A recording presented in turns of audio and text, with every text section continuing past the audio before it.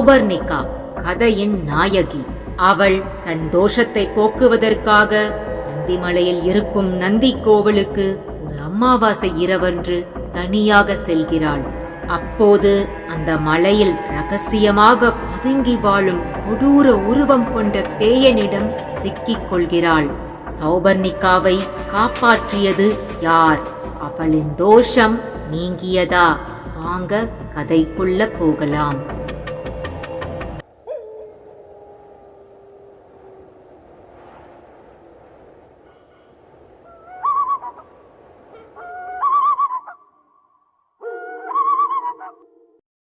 அத்தியாயம் 1.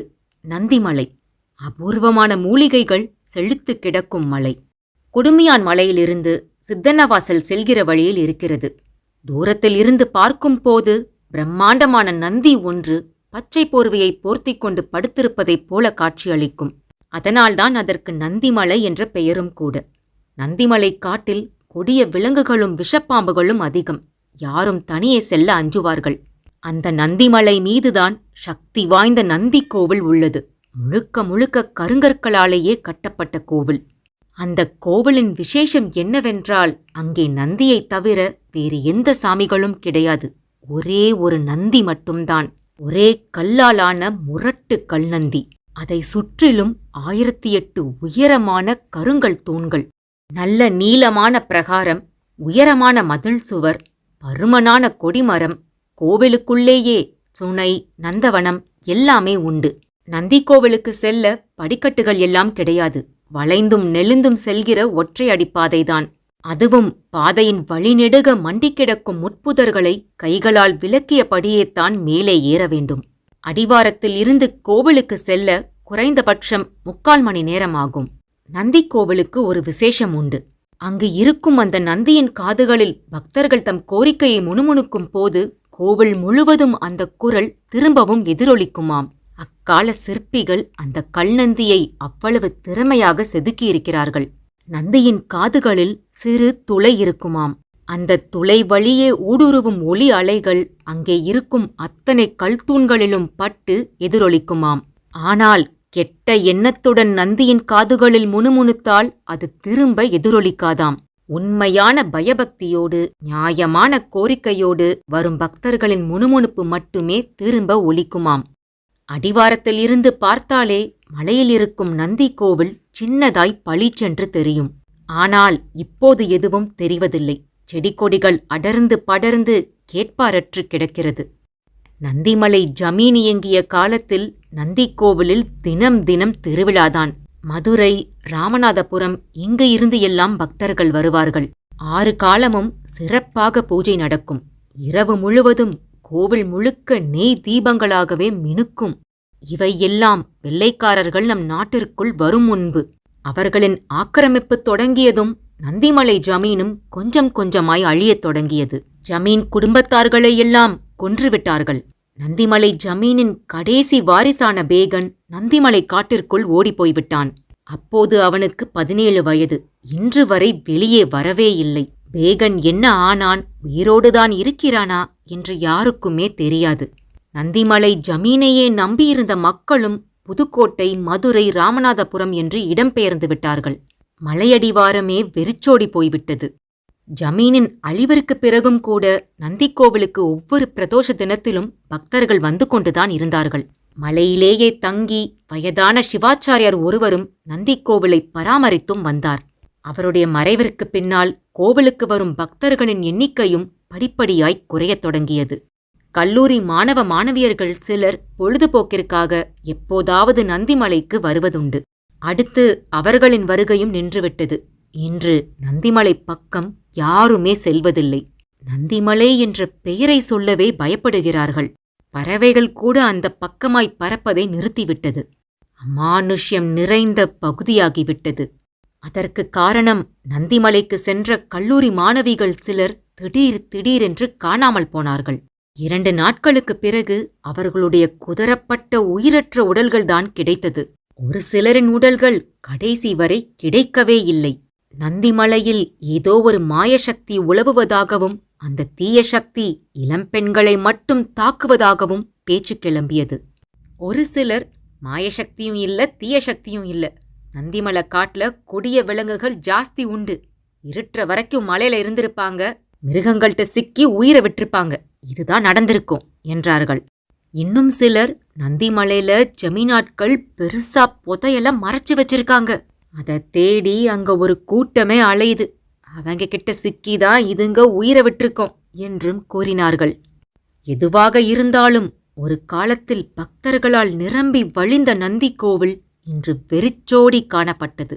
ஆனால் நந்திமலை, இந்த உலகமே திரும்பி பார்க்கும்படியான சம்பவம் நந்திக்கோவிலில் நடக்கப் போகின்றது என்பதை உணர்ந்தோ என்னமோ மிக மிக அமைதியாய் அமானுஷ்யமாய் படுத்திருந்தது. அத்தியாயம் 2.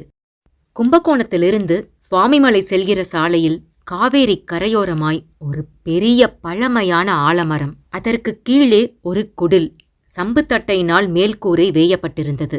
அந்த குடிலுக்குள் வெறும் மண்தரையில் சம்மணமிட்டு அமர்ந்திருந்தார் சடையாண்டி. 80 வயது தேகம், பழங்களும் பச்சை தண்ணீரும் தான் ஆகாரம். நன்றாக பழுத்து கனிந்த பப்பாளி பழம் போல முகம், தெய்வீக ஒளி வீசும் கூர்மையான கண்கள், மேனி முழுவதும் விபூதியை அள்ளி பூசியிருந்தார்.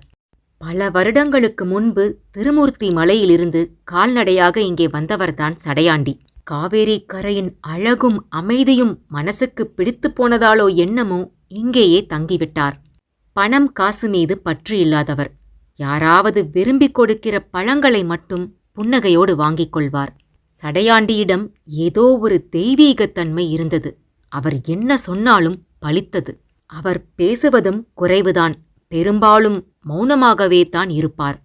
உக்கிரமாய் தாண்டவமாடுகிற உச்சைனி காளியின் படம் ஒன்று அவருடைய குடிலுக்குள் இருக்கும். பெரிய அகல்விளக்கு ஒன்றில் வழிய வழிய எண்ணெய் ஊற்றப்பட்டு அணையா தீபம் எரிந்து கொண்டே இருக்கும். சடையாண்டியை பார்ப்பதற்காக அங்கு தினமும் நிறைய பேர் வந்து காத்திருப்பார்கள். அவர் யாரை கையை அசைத்து கூப்பிடுகிறாரோ அவர்கள் மட்டும்தான் அருகே செல்ல முடியும். சடையாண்டியும் தினம் தினம் ஒரு சிலரைத்தான் கூப்பிடுவார். அவர்களுடைய பிரச்சனைகளை அவர்கள் கூறும் முன்பே, இதுதானே உன்னுடைய கவலை, இதற்கான பரிகாரம் இதுதான் என்றும் கூறிடுவார். அது யூகமா மாயமா, அதையும் மீறின தெய்வ சக்தியா யாருக்கும் தெரியாது. அவரை பார்த்ததுமே பரவசத்தில் இரு கைகளையும் கூப்பியபடியே அவருடைய காலில் விழுந்து கும்பிட வைத்துவிடும். அன்றும் அப்படித்தான். சடையாண்டியின் கையசைப்புக்காக நிறைய பேர் ஆலமரத்துக்கு அடியில் பயபக்தியோடு காத்திருந்தார்கள். அதில் செந்தில்வேலன், காமாட்சி என்ற இருவர் தவிப்போடு அமர்ந்திருந்தார்கள். சடையாண்டியிடம் எப்படியாவது ஆசிர்வாதம் வாங்கிவிட வேண்டும் என்பதுதான் அவர்களுடைய நோக்கம். தொடர்ந்து 1 வாரமாய் வந்து கொண்டிருக்கிறார்கள். அந்த பகுதியிலேயே மிகப்பெரிய செல்வந்தர் செந்தில்வேலன். சொந்தமாய் நகைக்கடை, துணிக்கடை, அரிசி ஆலை எல்லாமே இருக்கிறது. அரண்மனை மாதிரி பெரிய வீடு, கூப்பிட்ட குரலுக்கு ஓடிவர வேலைக்காரர்கள் என சகல வசதியுடன் வாழ்கிறார். ஆனால் பணமும் பங்களாவும் சொத்துக்களும் இருந்து என்ன பிரயோஜனம்? மனதில் நிம்மதியே இல்லை, தூக்கமும் இல்லை, பசியும் இல்லை. வாழ்க்கையே வெறும் சூனியமாகத் தெரிகிறது. காரணம், அவருடைய ஒரே மகள் சௌபர்ணிகா. அழகிலும் அறிவிலும் தைரியத்திலும் சிறந்தவள். சுத்தமான தங்கத்தில் வார்த்த சிலை போல இருப்பாள். அழகோ அழகு, பேரழகு பதுமை. ஆனால் அவளுடைய ஜாதகத்தில்தான் குறை, கடுமையான தோஷம். இதுவரை 3 முறை கல்யாணம் முடிவாகி எல்லா ஏற்பாடுகளும் செய்த பிறகு நின்றுவிட்டது. முதல் முறை நிச்சயம் செய்த மாப்பிள்ளை கல்யாணத்திற்கு 2 தினங்கள் முன்பு பாம்பு கடித்து இறந்துவிட்டான். 2ஆம் முறை நிச்சயம் செய்த மாப்பிள்ளை பைக் ஆக்சிடென்ட்டில் இறந்துவிட்டான். 3வது முறைதான் ரொம்ப கொடுமை. மணமேடையில் தாலி கட்ட சிறிது நேரமே இருக்கும்போது நெஞ்சுவலியால் துடித்து இறந்துவிட்டான். இவ்வளவு நடந்த பிறகு சௌபர்ணிகாவை பெண் கேட்டு யார்தான் வருவார்கள்? சௌபர்ணிகாவை தரித்திரம் பிடித்தவள் என்று தூற்ற ஆரம்பித்து விட்டார்கள். செந்தில்வேலனின் அத்தனை சொத்துக்களுக்கும் ஒரே வாரிசுதான் என்றாலும் கூட யாரும் அவளை கட்டிக்கொள்ள தயாராயில்லை. கட்டுக்கட்டாய் பணத்தை கொடுத்தாலும் கல்யாணத் தரகர்கள் அவர் வீட்டுப்பக்கம் தலை வைத்து கூட படுப்பதில்லை. சௌபர்ணிகாவின் கழுத்தில் தாலியே ஏறாதா? அவளுக்கு கல்யாண வைபோகமே நிகழாதா? செந்தில்வேலனின் கவலையே இதுதான். காமாட்சிக்கும் அதே வேதனைதான். திருக்கொள்ளிக்காடு, திருநாகேஸ்வரம், திருமறைக்காடு, சூரியனார் கோவில், வைத்தீஸ்வரன் கோவில் என போகாத கோவில்களே இல்லை. எல்லா ஊர்களிலும் தோஷம் கழித்தாயிற்று. எந்த பிரயோஜனமும் இல்லை. சடையாண்டி சாமியிடமாவது அதற்கான விடை கிடைக்கும் என்ற நம்பிக்கையில்தான் இங்கே வந்து காத்து கிடந்தார்கள். குடிலை விட்டு வெளியே வந்தார் சடையாண்டி. செந்தில்வேலனையே சில வினாடிகள் உற்று பார்த்தார். பிறகு தன் அருகில் வருமாறு கையை அசைத்தார். செந்தில்வேலனும் காமாட்சியும் பரவசத்தோடு எழுந்தார்கள். அத்தியாயம் 3. நந்திமலை. செடிகொடிகளுக்கு மத்தியில் அமைந்திருந்தது அந்த குகை. குகைக்குள் ஒரே இருள். உள்ளே சதுர வடிவமான பாறை துணுக்கு ஒன்றை தலையணை மாதிரி தலைக்கு வைத்துக்கொண்டு கால்களை நீட்டி படுத்திருந்தான் பேயன்.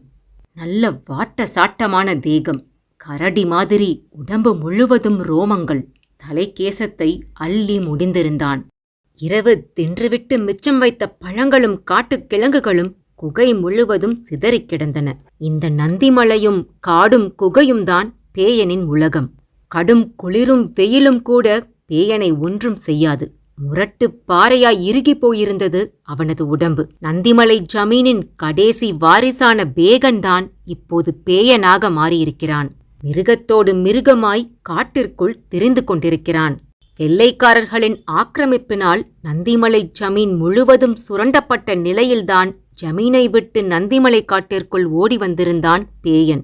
அங்கு தன் முன்னோர்களால் பதுக்கி வைக்கப்பட்டதாக நம்பப்படும் விலைமதிக்க முடியாத தங்க வைர புதையலை தேட ஆரம்பித்தான். புதையலை தேடி தேடி வருடங்கள் ஓடியதுதான் மிச்சம். நாட்டிற்கு சுதந்திரம் கிடைத்த பிறகும் கூட அவன் ஜமீன் பக்கம் போகவில்லை. புதையல் கிடைத்தால்தான் மலையை விட்டு இறங்க வேண்டும் என்ற வைராக்கியத்தோடு இருந்தான். 80 வயது நெருங்கிவிட்ட பிறகும் அவனுடைய உடம்பில் ஒரு வாலிபனுக்குரிய முறுக்கு இருந்தது. மலைத்தேனும் அபூர்வ பழங்களும் அருவி குளியலும் மூலிகை காற்றும் பேயனின் முதுமையை விரட்டிவிட்டிருந்தது. பேயனை யாராவது பார்த்தால் 40 வயதுதான் இருக்கும் என்று கணிப்பார்கள். இன்னும் 50 வருடங்கள் வாழ்கிற அளவிற்கு உடலில் வலு இருந்தது. பேயனுக்கு இந்த நந்திமலை காடும் மலையும் சர்வசாதாரணம். குரங்கு மாதிரி மரம் விட்டு மரம் தாவுவான். எத்தனை உயரமான மரமாக இருந்தாலும் சரசரவென்று ஏறிவிடுவான். சிங்கமோ சிறுத்தையோ பேயனைக் கண்டால் ஓரடி பின்வாங்கி ஓடிப்போய்விடும். பேயனின் கொடூரமான தோற்றம் கொடிய விலங்குகளையே மிரட்டும். பேயனின் கண்களில் யாராவது அகப்பட்டால் அவ்வளவுதான், தொலைந்தார்கள். நந்தி கோவிலுக்கு வந்த கல்லூரி மாணவிகளை வேட்டையாடியது பேயன்தான். பேயன் ஒரு மாயசக்தி. எங்கே எப்போது வருவான் என்று யாராலும் யூகம் பண்ண முடியாது. மனித வாசனை அவனுக்கு தெரியும். அதுவும் பெண் வாசனை ரொம்பவே தெரியும். நந்திக்கோவிலுக்கு செல்கிற ஒற்றையடி பாதையோரத்தில் ஏதேனும் ஒரு புதருக்குள் பதுங்கியிருப்பான். வருவது ஆணாக இருந்தால் எதுவும் செய்ய மாட்டான். பெண்ணாக இருந்தால் ஓசைப்படாமல் பாய்ந்து ஒரே அமுக்காய் அமுக்கிக் கொண்டு போய்விடுவான். பேயனிடம் சிக்கி கற்பையும் உயிரையும் இழந்த இளம் பெண்கள் ஏராளம். நந்திக்கோவில் வெறிச்சோடி போக மூல காரணமே பேயன்தான். அத்தியாயம் 4. செந்தில்வேலனும் காமாட்சியும் சடையாண்டிசாமியின் பாதங்களில் விழுந்து வணங்கினார்கள். நீ பெற்ற மகள்தானே உன்னுடைய பிரச்சனை? கணீரென்று கேட்டார் சடையாண்டிசாமி.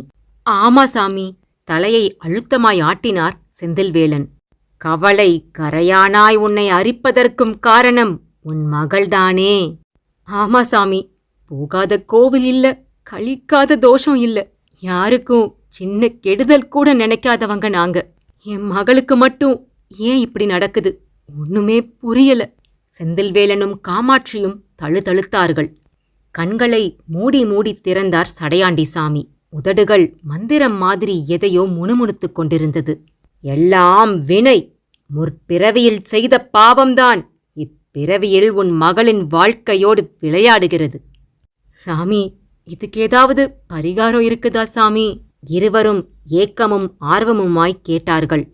விடையில்லாத கணக்கே கிடையாது, விடியல் இல்லாத இரவே கிடையாது. எந்த பிரச்சனைக்கும் தீர்வு உண்டு. சொல்லுங்க சாமி. உன் மகளை நந்திமலையில் இருக்கும் நந்தி கோவிலுக்குப் போகச் சொல். அங்கே இருக்கும் சுனையில் நீராட வேண்டும். பிறகு அதே ஈர உடையோடு நந்திச் சிலையை சுற்றிலும் இருக்கும் கல்தூண்களில் அமைந்துள்ள விளக்குகளில் ஜோதி விருட்ச மரத்தின் இலைகளை திரியாக்கி நெய் ஊற்றி தீபங்கள் ஏற்ற வேண்டும். வருகிற அமாவாசை தினத்தன்று உன் மகள் நந்தி கோவிலில் இருக்க வேண்டும். இருண்டு கிடக்கும் அந்த கோவில் உன் மகளால் வெளிச்சமாக வேண்டும். அது மட்டுமல்ல, அங்கே இன்னொரு செயலையும் உன் மகள் வெற்றிகரமாக செய்து முடிக்கப் போகிறாள். அதை அவளே அறியாமல் செய்வாள். சாமி, ஒன்னும் புரியல. பாதகன் ஒருவனை உன் மகள் அங்கே வதம் செய்யப் போகிறாள். சாமி, என்னென்னமோ சொல்றீங்களே. உன் மகளுக்கு நல்லது நடக்கப் போகிறது. நான் சொன்ன செயல்களை அவள் செய்துவிட்டாள். அவளுடைய வாழ்க்கை துணைவனையும் நந்திமலையை விட்டு கீழே இறங்குவதற்குள்ளேயே அவள் சந்திப்பாள். சடையாண்டி சாமியின் குரலில் ஒருவித அழுத்தமும் ஆவேசமும் தெரிந்தது. கண்டிப்பா செய்றோம் சாமி. நந்திமலை எங்க இருக்குது சாமி? தேடிக் கண்டுபிடிப்பது உன்னுடைய வேலை. இனியும் நாட்களை கடத்தாதே. அமாவாசைக்கு இன்னும் 2 தினங்களே உள்ளன. 2 கைகளாலும் விபூதியை அள்ளி செந்தில்வேலன் காமாட்சி இருவருடைய தலையிலும் ஓங்கி அடித்தார். சீரான வேகத்தில் காரை செலுத்திக் கொண்டிருந்தார் செந்தில்வேலன். பின்னிருக்கையில் அமர்ந்திருந்தாள் காமாட்சி. பாதகன் ஒருவனை உன் மகள் அங்கே வதம் செய்யப் போகிறாள். சடையாண்டி சாமி சொன்ன வார்த்தைகள் காதினுள் ஒலித்துக் கொண்டே இருந்தன. என்னங்க, எனக்கு என்னமோ பயமாயிருக்குங்க என்றாள் காமாட்சி. எதுக்கு பயம்? அதான் சடையாண்டி சாமியாரே நம்ம மகளுக்கு நல்லது நடக்கப் போகுதுன்னு சொல்லிட்டாரே. அவர் சொன்னதெல்லாம் நிஜமாவே பலிக்குமாங்க? பின்ன அதனாலத்தானே அவரை தேடி இவ்ளோ கூட்டம் வருது. சௌபி மலையை விட்டு கீழே இறங்குறதுக்குள்ள அவ வாழ்க்கை துணைய சந்திச்சிருவான்னு அவர் சொன்னதெல்லாம் சந்தோஷந்தாங்க. ஆனா பாதகன் ஒருத்தனை கொலை செய்ய போறான்னு சொன்னாரே, அதை நினைச்சாதாங்க குழப்பமா இருக்கு. உடம்பெல்லாம் நடுங்குது. அதுக்கு என்னங்க அர்த்தம்? சடையாண்டி சாமிக்கே அது வெளிச்சம். நம்ம சௌபிக்கு ஏதாவது ஆயிடுமோன்னு உள்ளுக்குள்ள உதறலா இருக்குங்க. இதோ பார் காமாட்சி, வீணா எதையாவது போட்டு மனச குழப்பிக்காத. சௌபிக்கு ஒன்னும் ஆகாது. எத்தனை கோவில் இதுக்காக ஏறி இறங்கி இருப்போம். இதையும் தான் செஞ்சு பாத்துருவோமே. ஆனா காமாட்சி, நந்திமலைக்கு போய் நெய் தீபம் ஏத்தணுங்கிற விஷயத்த மட்டும் சொல்லு. வேற எதையும் சொல்ல வேண்டாம். ஏங்க? இல்ல காமாட்சி, ஒருவேளை சடையாண்டி சாமி சொன்னது மாதிரி அவ வாழ்க்கை துணைய சந்திக்கலேனா ஏமாந்துடுவாள. அதான். நீங்க சொல்றதும் சரிதாங்க. நான் எதையும் சௌபி கிட்ட சொல்லல. நடக்கிறது நடக்கட்டும். குழப்பம் தெளிந்து தைரியமாகியிருந்தாள் காமாட்சி. காரும் வீட்டை நெருங்கியிருந்தது. சௌபர்ணிகா கலகலவென சிரித்தாள். நிலாவே பொறாமைப்படும் வட்ட முகம், கரும் திராட்சையாய் சுழலும் கரிய பெரிய கண்கள். ஏம்மா சிரிக்கிற? புருவங்களை உயர்த்தினார் செந்தில்வேலன். இல்லப்பா, இன்னும் எத்தனை கோவிலுக்கு என்ன கூட்டிட்டு போக போறீங்கன்னு நினைச்ச. சிரிப்பு வந்துடுச்சு. சௌபிமா, இந்த ஒரு தடவை மட்டும்மா கெஞ்சினாள் காமாட்சி. இல்லம்மா, நான் எங்கேயும் வரல, என்னை விட்டுருங்க. சௌபர்ணிகா பிடிவாதமாய் மறுத்தாள். சௌபிமா, சொன்னா கேளுடா, எல்லாம் உன்னோட நல்லதுக்குத்தான் செந்தில்வேலன் சொன்னார். எனக்கு மனசு வெறுத்து போச்சுப்பா. கடைசி வர உங்களோட மகளாவே இருந்துடுறேனே. ஒரு தடவை கொடுமை நடந்தாலே தாங்க முடியாது. எனக்கு 3 தடவை நடந்திருக்குப்பா. எல்லாத்தையும் தாங்கிட்டு உயிரோட வாழ்றதே உங்க 2 பேருக்காகத்தான்ப்பா. சௌபர்ணிகாவின் கண்களில் கண்ணீர் துளிர்த்தது. சௌபிமா, இது எல்லாம் ஒரு பிறவியில பண்ண பாவத்தினாலமா. நந்தி கோவிலுக்கு போய் நெய் தீபம் ஏத்துனா எல்லாமே சரியாயிடுமா? ஓ, இப்ப இப்படியெல்லாம் நம்ப ஆரம்பிச்சிட்டீங்களா? சரிப்பா, நான் அந்த கோவிலுக்கு போய் என்ன செய்யணும்? இன்னும் 2 நாளுக்குள்ள நந்தி கோவிலுக்கு போகணுமா? அங்க இருக்கிற சொனையில நீராடிட்டு அந்த ஈர உடையோடையே அந்த கல்நந்தி சுத்தி இருக்கிற கல் விளக்குல நெய் தீபம் ஏத்தணுமா? சரிப்பா, நான் வரேன். ஆனா ஒரு கண்டிஷன். இதுதான் நான் வர்ற கடைசி கோவில்.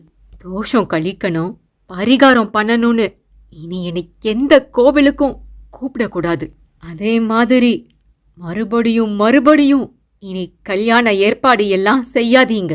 நான் ராசி இல்லாதவ, தரித்திரம் பிடிச்சவனு எனக்கே நல்லா தெரியுது.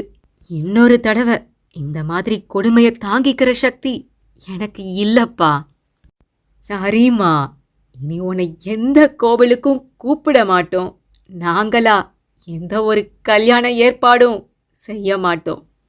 பேச்சு மாறக்கூடாதுப்பா. சௌபிமா, நான் சொன்னா சொன்னதுதான். நீ வேணா பாரு, நந்தி கோவிலை வெளிச்சமாக்கிட்டு நீ கீழே இறங்கி வர்றதுக்குள்ள உன்னோட வாழ்க்கையிலையும் வெளிச்சம் வந்துடும்மா. ஏதோ ஒரு அசைக்க முடியாத நம்பிக்கை செந்தில்வேலனை அப்படி பேச வைத்தது. மெலிதாய் புன்னகைத்தாள் சௌபர்ணிகா. நந்திக்கோவில் அவளுடைய வாழ்க்கையை திசை மாற்றப் போகிறது என்பது அவளுக்கு தெரியவில்லை. அமைதியாக தன்னுடைய அறைக்குள் போய்விட்டாள் சௌபர்ணிகா. அத்தியாயம் 5. குளியலறையை விட்டு வெளியே வந்தான் ஆதி. ஈரத்தலையை தேங்காய்பூ துண்டினால் துடைத்தபடியே டைனிங் டேபிளில் போய் அமர்ந்தான். மா, சாப்பாடு ரெடியா? அடுக்கலையை பார்த்து குரல் கொடுத்தான். ரெடி ரெடி ரெடி, இதோ வந்துட்டேன். நெய்மணம் மிகுந்த சூடான பொங்கலையும் சுவையான புதினா சட்னியையும் பிளேட்டில் கொண்டு வந்து வைத்தாள் சிவகாமி. எளிமையான நூல் சேலையை உடுத்தியிருந்தாள். கணவர் கேசவமூர்த்தி மாரடைப்பினால் காலமான பிறகு சிவகாமியின் உலகமே ஆதிதான். சென்னையில் சொந்த வீடு. கேசவமூர்த்தி அரசு பணியில் இருந்தவர் என்பதால் மாதம் கணிசமான தொகை பென்ஷனாக வந்தது. ஆதியை வளர்த்து ஆளாக்க அதுதான் ஆதாரம். ஆதி ஜேர்னலிசம் படித்துவிட்டு கூக்குரல் புலனாய்வு பத்திரிகையில் நிருபராக பணிபுரிகிறான். துடிப்பும் துணிச்சலும் நிறைந்தவன். தப்பு செய்கிறவர்கள் யாராக இருந்தாலும் அவர்களைப் பற்றிய ஆதாரங்களோடு தைரியமாக எழுதிவிடுவான். ஆதியால் வெளிச்சத்துக்கு வந்த விஷயங்கள் ஏராளம். தலையில் ஹெல்மெட்டோடு மோட்டார் பைக்கில் ஒவ்வொரு ஊராய் சுற்றி கொண்டே இருப்பான். ஆதி வீட்டிலிருக்கும் நேரம் மிக குறைவு. காற்று நுழைய முடியாத இடத்திலும் கூட ஆதி நுழைந்து விடுவான். ஆதிக்கு 28 வயது ஆகிறது. பார்ப்பதற்கு லட்சணமாய் வாட்டசாட்டமாய் இருப்பான். நிறைய வரன்கள் வந்து கொண்டே இருக்கிறது. ஆனால் ஏதாவது ஒரு காரணம் சொல்லி தட்டி கழித்து விடுவான். சொந்தமாய் ஒரு பத்திரிகை தொடங்க வேண்டும், நிறைய சாதிக்க வேண்டும், வெற்றிகரமான மனிதனாய் திகழ வேண்டும். இப்படி ஆதியின் மனதில் நிறைய லட்சியங்கள், கனவுகள். தன்னுடைய கனவுகள் பூத்து குலுங்கப் போகும் நாட்களுக்காகத்தான் அவன் காத்திருந்தான். ஆதிமா, இன்னைக்கு சாயங்காலம் கொஞ்சம் சீக்கிரமா வந்துடு. இன்னும் கொஞ்சம் பொங்கலை அள்ளி பிளேட்டில் வைத்தாள் சிவகாமி. ஏம்மா, என்ன விசேஷம்? அந்த அண்ணா நகர் பொண்ண போய் பார்த்துட்டு வந்துடலாம்டா. ஆதியை கனிவாய் பார்த்தாள் சிவகாமி. மகனை மாலையும் கழுத்துமாய் மனக்கோலத்தில் பார்த்துவிட வேண்டும் என்ற கனவு அவளை நாளுக்கு நாள் பதைத்து கொண்டே இருக்கிறது. இல்லம்மா, எனக்கு அந்த பொண்ணு வேண்டாம். அவளுக்கு என்னடா குறைச்சல்? மூக்கு முழியுமா லட்சணமா இருக்கா, நிறைய படிச்சிருக்கா, கை நிறைய சம்பாதிக்கிறா. அவங்க வீட்ல உன்னையும் எல்லாருக்கும் பிடிச்சு போச்சு. உனக்கு கட்டித்தர தயாரா இருக்காங்க. சம்பிரதாயத்துக்கு நீயும் நானும் அவங்க வீட்டுக்கு போய் பார்த்துட்டா போதும், நிச்சயத்தை முடிச்சிடலாம். சிவகாமி மூச்சு விடாமல் சொன்னாள். ஐயோ அம்மா, வேணாம்னா விடேன். ஆமா, இப்படியே எல்லா பொண்ணுங்களையும் ஏதாவது ஒரு காரணத்தை சொல்லி தட்டி கழிச்சுடு. டேய், ஏதாவது பொண்ணை லவ் பண்றியாடா? அதையாவது சொல்லி தொலையேன். அவளையே உனக்கு கல்யாணம் பண்ணி வைக்கிறேன்டா. உன் மேல சத்தியமா நான் யாரையும் லவ் பண்ணல, போதுமா? சிவகாமியின் உச்சந்தலையில் கையை வைத்து சத்தியம் பண்ணினான் ஆதி. ஆதிமா, எனக்கும் வயசாகிட்டே போகுதுடா. இந்த வீட்டுக்கு ஒரு மருமகளை கொண்டு வரணும்னு ஆசைப்படுறேன். இந்த அம்மாவை புரிஞ்சுக்கோடா. அம்மா, புலம்பாதம்மா. புலம்பாம வேற என்ன பண்ண சொல்ற? நான் பார்க்குற பொண்ணை கல்யாணம் பண்ணிக்க போறதில்ல. நீயாவது ஒரு பொண்ணை பார்த்து கல்யாணம் பண்ணி கூட்டிட்டு வாடா. நான் என்ன பண்ணட்டும்மா? என் மனசுக்கு பிடிச்சது மாதிரி ஒரு பொண்ணை நான் இன்னும் பார்க்கவே இல்லையே. ஒரு பொண்ணை பார்த்ததுமே இவ தான் என் மனைவின்னு என் மனசு சந்தோஷத்துல துள்ளி குதிக்கணும். அப்படி ஒரு பொண்ணுக்காகத்தான் இந்த ஆதி வெயிட்டிங். தோள்களை குலுக்கியபடியே உதட்டை சுழித்தான் ஆதி. நல்லா சினிமா பார்த்து கெட்டு போயிருக்கான். சிவகாமி முணுமுணுத்தாள். சிவகாமி சொல்லிக் கொண்டிருக்கும் போதே ஆதியின் செல்போன் சினுங்கியது. கையில் எடுத்தான். கூக்குரல் பத்திரிகையின் ஆசிரியர்தான் அழைத்திருந்தார். வணக்கம் சார், சொல்லுங்க. செல்போனை காதில் வைத்து பணிவாய் பேசினான். ஆதி, இப்ப எங்க இருக்கீங்க? வீட்ல தான் சார் இருக்கேன். நீங்க உடனே கிளம்பி நம்ம கூக்குரல் பத்திரிகை ஆஃபீஸ்க்கு வாங்க. உங்களுக்கு ஒரு முக்கியமான வேலை இருக்கு. சொல்லிவிட்டு செல்போனை கட் செய்தார் வாமனன். முக்கியமான வேலையா? என்னவா இருக்கும்? யோசனையோடு அவசரமாய் கிளம்ப ஆரம்பித்தான் ஆதி. அத்தியாயம் 6. கூக்குரல் புலனாய்வு பத்திரிகை அலுவலகம். ஏசி வசதி செய்யப்பட்டிருந்த அறைக்குள் ஆசிரியர் வாமனன் எதிரில் அமர்ந்திருந்தான் ஆதி. சார், ஏதோ முக்கியமான வேலைன்னு சொன்னீங்களே? ஆமா மிஸ்டர் ஆதி, முதல்ல இத படிச்சு பாருங்க. ஒரு லெட்டரை ஆதியிடம் நீட்டினார். அதை பிரித்து வாசிக்கத் தொடங்கினான் ஆதி. உயர்திரு கூக்குரல் பத்திரிகை ஆசிரியர் அவர்களுக்கு வணக்கத்துடன் வாசகர் ஒருவர் எழுதுவது. கூக்குரல் பத்திரிகை உண்மையும் துணிச்சலும் நிறைந்த பத்திரிகை. வெளிச்சத்துக்கு வராத எத்தனையோ ரகசியங்கள் கூக்குரல் பத்திரிகையின் மூலமாக வெளி உலகத்திற்கு தெரிய வந்திருக்கிறது. அந்த நம்பிக்கையில்தான் நான் இந்த கடிதத்தை எழுதுகிறேன். எங்கள் பகுதியில் நந்திமலை என்றொரு மலை இருக்கிறது. நந்திமலை மீது நந்தி கோவில் உள்ளது. பழமையும் பெருமையும் மிகுந்த கோவில் அது. கடுமையான தோஷ பரிகார ஸ்தலமாகவும் விளங்கி வந்த அந்த கோவிலில் தினமும் திருவிழா கூட்டம் அலைமோதும். ஆனால் அதெல்லாம் ஒரு காலம். இப்போது யாருமே நந்தி கோவிலுக்கு வருவதில்லை. காக்கை குருவிகள் கூட அந்த பக்கமாய் பறப்பதில்லை. நந்திக்கோவிலுக்கு வந்த கல்லூரி மாணவிகள் சிலரும் இளம்பெண்கள் சிலரும் மாயமாய் மறைந்துவிட்டனர். மறுநாள் அவர்களுடைய உயிரற்ற உடல்தான் கிடைக்கிறது. இன்னும் சிலருடைய உடல்கள் இதுவரை கிடைக்கவே இல்லை. அங்கு தீய சக்திகள் உலவுவதாகவும், கொடிய விலங்குகள் நடமாடுவதாகவும், கொள்ளையர்கள் இருப்பதாகவும் பல விதமான வதந்திகள் பேசப்பட்டு வருகின்றன. பிரசித்தி பெற்ற நந்தி கோவிலில் இன்று பூஜையும் இல்லை, விளக்கும் இல்லை, வெளிச்சமும் இல்லை. இனி இந்த நிலை நீடிக்கக்கூடாது. நந்திமலையில் உலவும் மர்மம் என்ன? தயவு செய்து கூக்குரல் பத்திரிகை களத்தில் குதித்து துப்பறிய வேண்டும். பாரம்பரிய புகழும் பெருமையும் மிக்க நந்தி கோவிலில் முன்பு போல பக்தர்கள் கூட்டம் அலைமோத வேண்டும். இதுவே எனது வேண்டுகோள். இப்படிக்கு கூக்குரல் பத்திரிகையின் தீவிர வாசகன். குறிப்பு: நந்திமலைக்கு செல்லும் வழி குடுமியான் மலையிலிருந்து சித்தன்னவாசல் செல்கிற வழியில் இருக்கிறது. ஒரே மூச்சில் லெட்டரை வாசித்து முடித்தான் ஆதி. எஸ் மிஸ்டர் ஆதி, அந்த நந்திமலை ப்ராஜெக்டுக்கு நீங்க தான் போறீங்க. ஒரு ராத்திரி முழுக்க அந்த மலையில தங்கி அங்க எதுவும் வித்தியாசமா நடக்குதான்னு பாக்குறீங்க.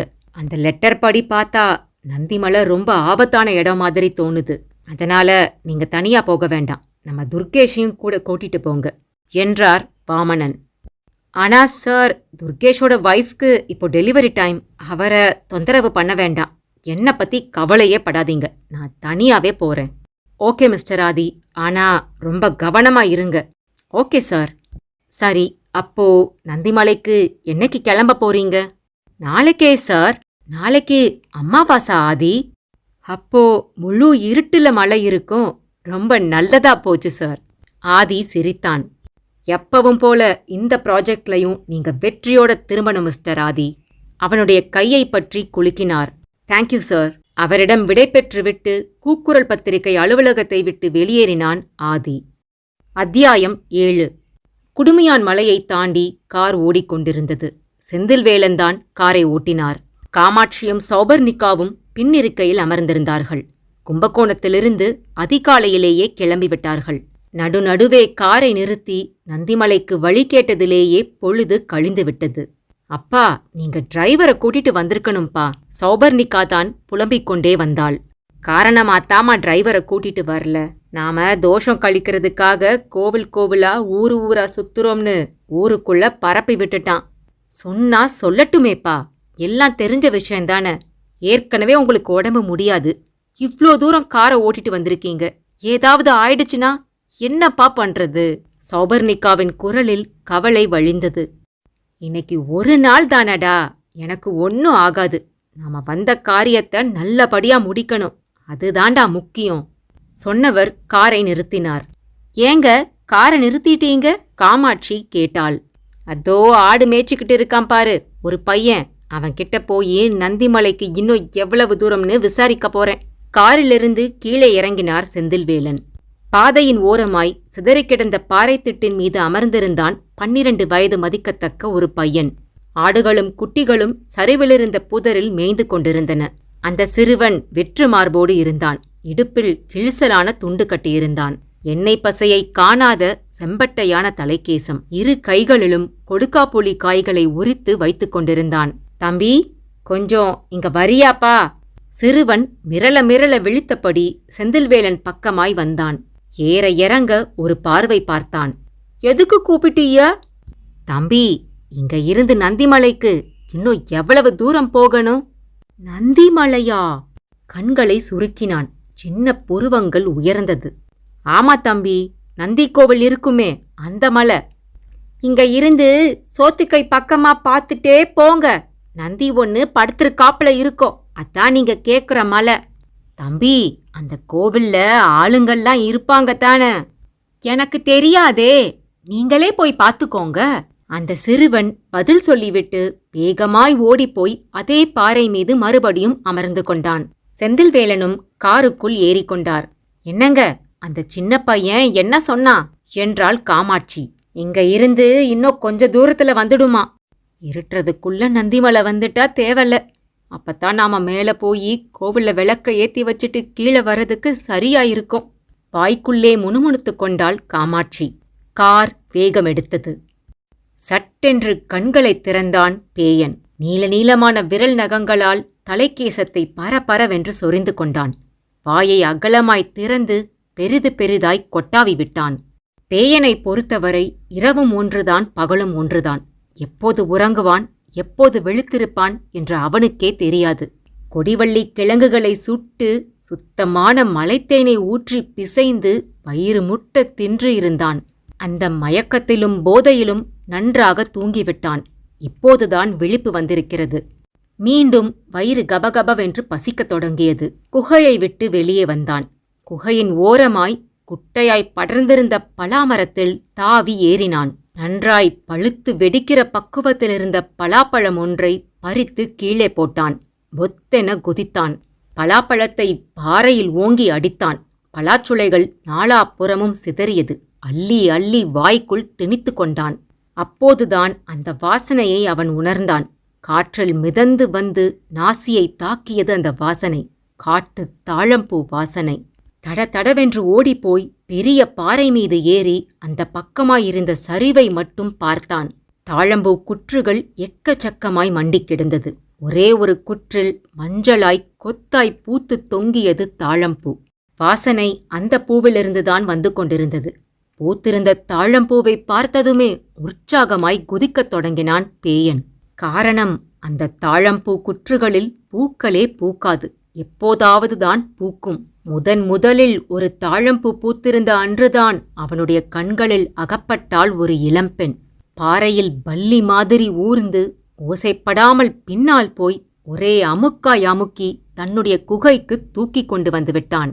பேயனின் மூர்க்கத்தனத்தை ஜெயிக்க முடியாமல் கற்பையும் உயிரையும் இழந்திருந்தாள் அந்த இளம்பெண். உயிரற்ற அவளது உடலை தரதரவென்று இழுத்துப் போய் ஆழமான சரிவில் வீசிவிட்டான். அதன் பிறகு அந்த தாழம்பூ குற்றில் பூ பூத்திருக்கும் நாட்களில் எல்லாம் யாராவது ஒரு இளம்பெண் அவனுடைய கையில் அகப்பட்டு கொண்டிருந்தார்கள். சில மாதங்களாக தாழம்பூ குற்றில் பூக்களே பூக்கவில்லை. இளம்பெண்களும் பேயனின் கண்களில் அகப்படவே இல்லை. ஆண்கள் கூட மலைக்கு வருவதில்லை. ஆள் நடமாட்டமே இல்லாமல் வெறிச்சோடி கிடந்தது. குற்றில் தாழம்பூ பூக்காதா? இளம்பெண் யாராவது மலைக்கு வரமாட்டாளா? தீராத உடல் பசியோடு திரிந்து கொண்டிருந்தான் பேயன். தாழம்பூ குற்றில் பூக்கள் பூத்ததற்கும் இளம்பெண் வந்ததற்கும் எந்த தொடர்பும் இல்லை. எல்லாமே யதார்த்தமாக நடந்ததுதான். ஆனால் பேயனுக்கு அப்படி ஒரு நம்பிக்கை. குதி குதி என்று குதித்தான். நந்தி கோவிலுக்குப் போகிற பாதையின் ஓரமாய் புதருக்குள் காத்திருந்தான். அத்தியாயம் 8. கார் நந்திமலை அடிவாரத்தை நெருங்கியது. நந்திமலை உங்களை அன்புடன் வரவேற்கிறது. மலையின் பாறைப்பரப்பின் மீது எப்போதோ எழுதப்பட்ட பெயிண்ட் வாசகங்கள் பளீச்சென்று கண்ணில் பட்டது. காரின் இரைச்சல் கேட்டதுமே குரங்குகள் கூட்டமாய் ஓடி வந்தன. உயரமான பாறைத்திட்டில் வரிசையாய் குத்துக்காலிட்டு அமர்ந்தபடி வெறிக்க பார்த்தன. மூவரும் காரை விட்டு கீழே இறங்கினார்கள். சுற்றுப்புறத்தை கண்களால் மேற்பார்வையிட்டார்கள். மலையடிவாரம் முழுவதும் ஒருவித அமானுஷ்யம் நிலவியது. ஆங்காங்கே இடிபாடுகளுடன் கூடிய சின்ன சின்ன கட்டிடங்களும் புதர் மண்டிக் கிடந்த நந்திமலை ஜமீன் மாளிகையும் பரிதாபமாய் தெரிந்தது. என்னங்க, நம்ம சரியான இடத்துக்கு தான் வந்திருக்கோமா? ஆமா, அங்க எழுதியிருக்கு பாரு. இல்ல, ஒரு ஆளை கூட காணுமேங்க. அதான் எனக்கும் ஒன்னும் புரியல. நந்திமலைன்னு சடையாண்டி சாமி சொன்னதுமே வழக்கமான மலைக்கோவில் மாதிரி ஜேன்னு இருக்கும்னு நினைச்சேன். இங்க வந்து பார்த்தா ஒரு ஈ காக்கா கூட இல்ல. நந்திமலைய தேடி கண்டுபிடிக்கிறதுக்கே சாயங்காலம் ஆயிடுச்சு. இனி நந்தி கோவில் எங்கன்னு தேடுறதுக்குள்ள இருட்டிடும் போலையே. செந்தில்வேலன் அழுத்து கொண்டு பேசினார். அப்பா, அதோ அங்க பாருங்க. சௌபர்ணிகா சுட்டிக்காட்டிய திசையில் பேசும் நந்தி கோவிலுக்கு செல்லும் வழி என்ற அறிவிப்பு பலகை ஒன்று அம்புக்குறியுடன் தொங்கியது. சௌபர்ணிகாவும் செந்தில்வேலனும் அந்த அறிவிப்பு பலகையின் அருகில் சென்று எழுதப்பட்டிருந்த வாசகங்களை வாசித்து பார்த்தார்கள். நந்தி கோவில் தோஷ பரிகார தலமாய் விளங்குகிறது. திருமணத்தடை, புத்திரபாக்கியம் இல்லாதவர்கள், கடன் தொல்லையால் அவதிப்படுபவர்கள், தொழிலில் நலிவடைந்தவர்கள், கொடிய வியாதியினால் பீடிக்கப்பட்டவர்கள் இங்குள்ள சுனையில் நீராடிய பின்பு நந்திக்கோவிலில் உள்ள கல்விளக்குகளில் நெய்தீபம் ஏற்றி வழிபட தோஷம் விலகும். நினைத்த காரியம் கைகூடும். நெய்தீபம் ஏற்றுபவர்கள் திரிக்கு பதிலாக ஜோதி விருட்ச மரத்தின் இலைகளை மட்டுமே பயன்படுத்த வேண்டும். குறிப்பு: குரங்குகள் இங்கே அதிகம். பக்தர்கள் தங்கள் உடைமைகளை பாதுகாப்பாக வைத்துக் கொள்ளவும். எப்போதோ எழுதப்பட்ட வாசகங்கள் என்பதால் நிறைய இடங்களில் பெயிண்ட் உதிர்ந்து போய் எழுத்துக்களே புரியவில்லை. யூகம் பண்ணித்தான் படிக்க வேண்டியிருந்தது. ஓ, இதுதான் நந்திக்கோவிலுக்கு போற பாதை போல. செடி கொடியா மண்டி கிடக்கிறதுனால மேல கோவில் இருக்கிறதே தெரியல என்றபடியே கார் நிறுத்தப்பட்டிருந்த இடத்திற்கே வந்தார் செந்தில்வேலன். என்னங்க, இப்பவே கிளம்புனாத்தான் இருட்டுறதுக்குள்ள மேல போயிட்டு கீழே இறங்கி வர முடியும். காமாட்சி பரபரத்தாள். ஆமா காமாட்சி, நெய் பாட்டில், தீப்பெட்டி, டார்ச் லைட்டு எல்லாத்தையும் எடுத்து சௌபி கையில கொடு. எவ்வளவு வேகமா மேல ஏற முடியுமோ அவ்வளவு வேகமா போகணும். மலையடிவாரத்தின் அமானுஷ்ய சூழ்நிலை செந்தில்வேலனையும் பரபரக்க வைத்தது. மாற்று உடைகளையும் நெய்தீபம் ஏற்றுவதற்கு தேவையான பொருட்கள் இருந்த பிளாஸ்டிக் பையையும் காருக்குள்ளிருந்து வெளியே எடுத்தாள் காமாட்சி. காரின் கதவுகளை பூட்டினார் செந்தில்வேலன். என்னங்க, இங்கத்தான் ஒரு ஆளையும் காணோம். மேல நந்திக்கோவில்லையாவது ஆளுங்க இருப்பாங்கல்ல? சந்தேகமாய் கேட்டாள் காமாட்சி. ஆளுங்க இருந்தா என்ன, இல்லாட்டி என்ன? நாம என்ன அங்க உட்காந்து கதையா பேச போறோம்? யாரும் இல்லைனாலும் சாமியும் அர்ச்சகரும் கண்டிப்பா இருப்பாங்க. நாம போன வேலையை முடிச்சிட்டு சரசரன்னு கீழே இறங்கி வந்துட்டே இருப்போம். அவரும் பதட்டத்தோடு இருந்ததால் பொரிந்து தள்ளிவிட்டு வேகமாக முன்னால் நடந்தார். ஒரு உலகத்துல எத்தனையோ கோவில் இருக்கு. ஆனா சடையாண்டி சாமி யாருமே இல்லாத இந்த கோவிலுக்கு அனுப்பி வச்சிருக்காரே. முணுமுணுத்து கொண்டே பின்னால் நடந்தாள் காமாட்சி. காமாட்சி, பேசாம வரமாட்ட? சடையாண்டி சாமி சொன்னா அதுக்கு ஒரு காரணம் இருக்கும். நந்தி கோவில்ல தான் நம்ம சௌபிக்கு வாழ்க்கையில வெளிச்சம் கிடைக்கும்னு சொன்னாரே, மறந்துட்டியா? அதெல்லாம் ஞாபகம் இருக்குங்க. நம்ம சௌபியோட வாழ்க்கையில ஒரு நல்லது நடக்க போகுதுன்னா இந்த மலை என்ன, 7 மலை 7 கடல் தாண்ட கூட நான் தயாரா இருக்கேன் என்று சொன்னவர் ஒரு 8 அடிதான் நடந்திருப்பார். திடீரென்று அப்படியே தளர்வாய் கீழே அமர்ந்து விட்டார். இதுவரை அமைதியாய் நடந்து வந்த சௌபர்ணிகா பதறிப்போனாள். அப்பா, என்ன ஆச்சுப்பா? செந்தில்வேலன் முகத்தில் முத்து முத்தாய் வியர்த்திருந்தது. மார்பில் ஒரு கையை வைத்து அழுத்திக் கொண்டார். பெரிது பெரிதாய் மூச்சு வாங்கினார். காமாட்சி, பலகீனமாய் அழைத்தார். ஐயோ, என்னங்க பண்ணுது? காமாட்சியின் முகம் வெளிரி போனது. பேச முடியாமல் தொண்டையை அடைத்தது. கண்களிலிருந்து குபுக்கென்று நீர் வழிந்தது. பீதியோடு அவரை பார்த்தாள். நெஞ்சு வலிக்குது காமாட்சி. காமாட்சி வீறிட்டு அலறினாள். தலையை சுற்றுவது மாதிரி உணர்ந்தாள். அத்தியாயம் 9. சென்னையிலிருந்து புதுக்கோட்டை வரை பஸ்ஸில்தான் வந்தான் ஆதி. சின்னதாய் ஒரு ஏர்பேக்கை மட்டும் தோளில் மாட்டியிருந்தான். வேறு எதையும் கொண்டு வந்திருக்கவில்லை. கூக்குரல் பத்திரிகையின் நெடுநாளைய முகவர் ஒருவர் புதுக்கோட்டையில் இருந்தார். சென்னையிலிருந்து கிளம்பும் முன்பே அவரிடம் விஷயத்தை தெரியப்படுத்தியிருந்தார் வாமனன். ஆதிக்கும் அவரிடம் ஏற்கனவே நல்ல பழக்கம் உண்டு. மதுரை, காரைக்குடி, பேராவூரணி என ஆதி அந்த பகுதிக்கு வருகிற போதெல்லாம் புதுக்கோட்டையில் இருக்கிற அந்த முகவரையும் சந்தித்து பேசிவிட்டுதான் போவான். சொன்னது மாதிரியே அந்த முகவர் பைக்கோடு வந்து பேருந்து நிலையத்தில் காத்திருந்தார். வாங்க ஆதி சார், நல்லா இருக்கீங்களா? இன்முகத்தோடு வரவேற்றார். நல்லா இருக்கேன் முகுந்தன். நம்ம பத்திரிக்கையோட சர்க்குலேஷன் எப்படி போயிட்டு இருக்கு? இந்த வாரம் கூடுதலா 100 பிரதிகள் வித்திருக்கு சார். அடுத்து நந்திமலை பத்தின கவர் ஸ்டோரி 1000 பிரதிகளுக்கு மேல விற்க போகுது. சர்க்குலேஷன் செக்ஷனுக்கு முன்கூட்டியே சொல்லி வச்சிடுங்க முகுந்தன்.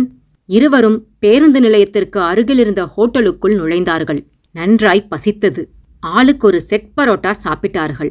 அடுத்து நுப்பும் நுரையுமான ஃபில்டர் காஃபியை குடித்தார்கள். சார், நீங்க நந்திமலை பத்தின கவர் ஸ்டோரி எழுதுறதுக்குத்தான் வந்திருக்கீங்களா?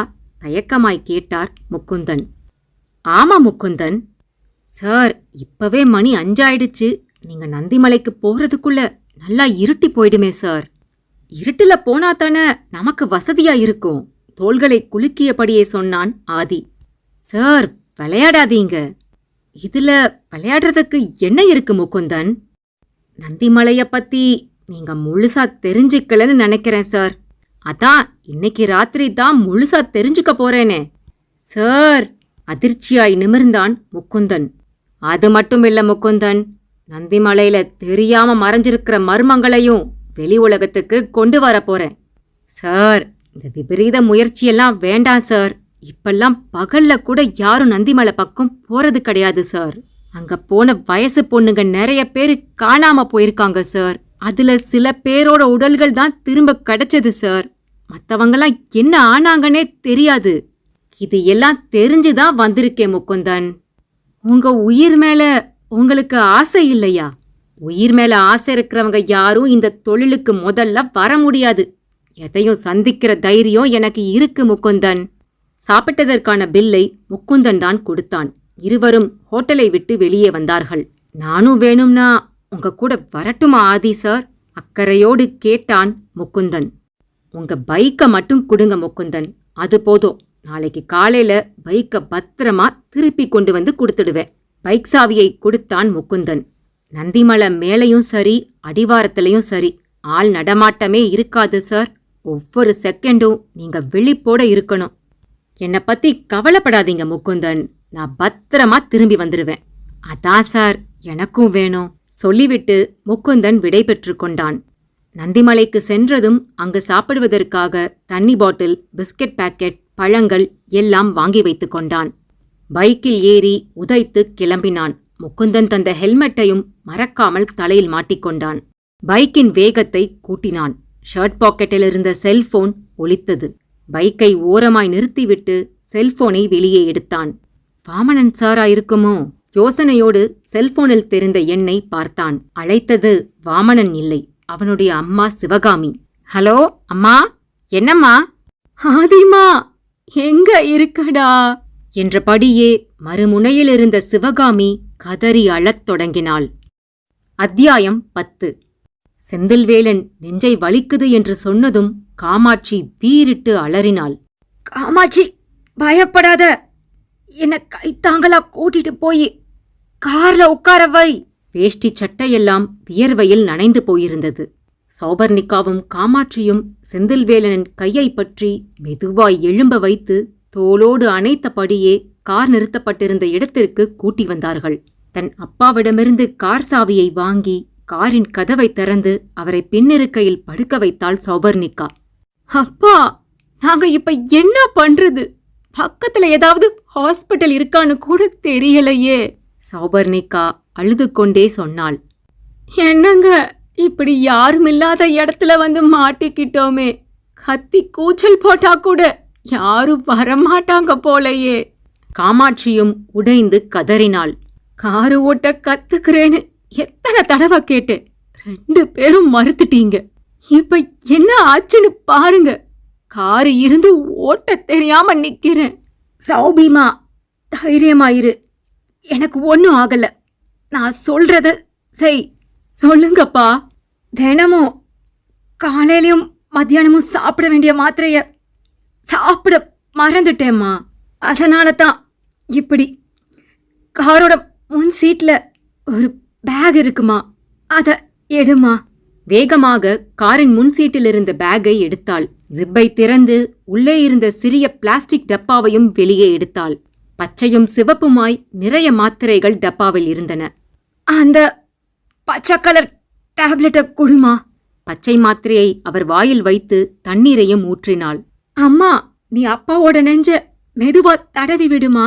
சௌபர்ணிகாவின் வார்த்தைகளுக்கு கட்டுப்பட்டவளாய் அவருடைய நெஞ்சு பகுதியை மெதுவாய் தடவிவிட்டாள் காமாட்சி. கொஞ்ச நேரம் கண்களை மூடினார். பிறகு அவராகவே எழுந்து அமர்ந்து விட்டார். இப்ப எனக்கு வலி குறைஞ்சிருச்சு. நான் நல்லாயிட்டே காமாட்சி. காமாட்சியின் கையிலிருந்த தண்ணீர் பாட்டிலை வாங்கி இன்னும் கொஞ்சம் தண்ணீரை கடகடவென்று குடித்தார். சௌபர்ணிகாக்கும் காமாட்சிக்கும் இப்போதுதான் போன உயிரே திரும்பி வந்தது போல் இருந்தது. நேரம் போனதே தெரியவில்லை. இருட்ட ஆரம்பித்து விட்டது. சௌபிமா, வாமா போகலாம். எங்கப்பா? மேல நந்தி கோவிலுக்கு தாண்டா. என்னப்பா, நீங்க இப்ப இருக்கிற நிலைமையில மலையெல்லாம் ஏறக்கூடாதுப்பா. சௌபிமா, நான் நல்லா ஆயிட்டேன்டா. இல்லப்பா, நாம இன்னொரு நாள் நந்தி கோவிலுக்கு போகலாம். முதல்ல இந்த இடத்த விட்டு கிளம்பணும்.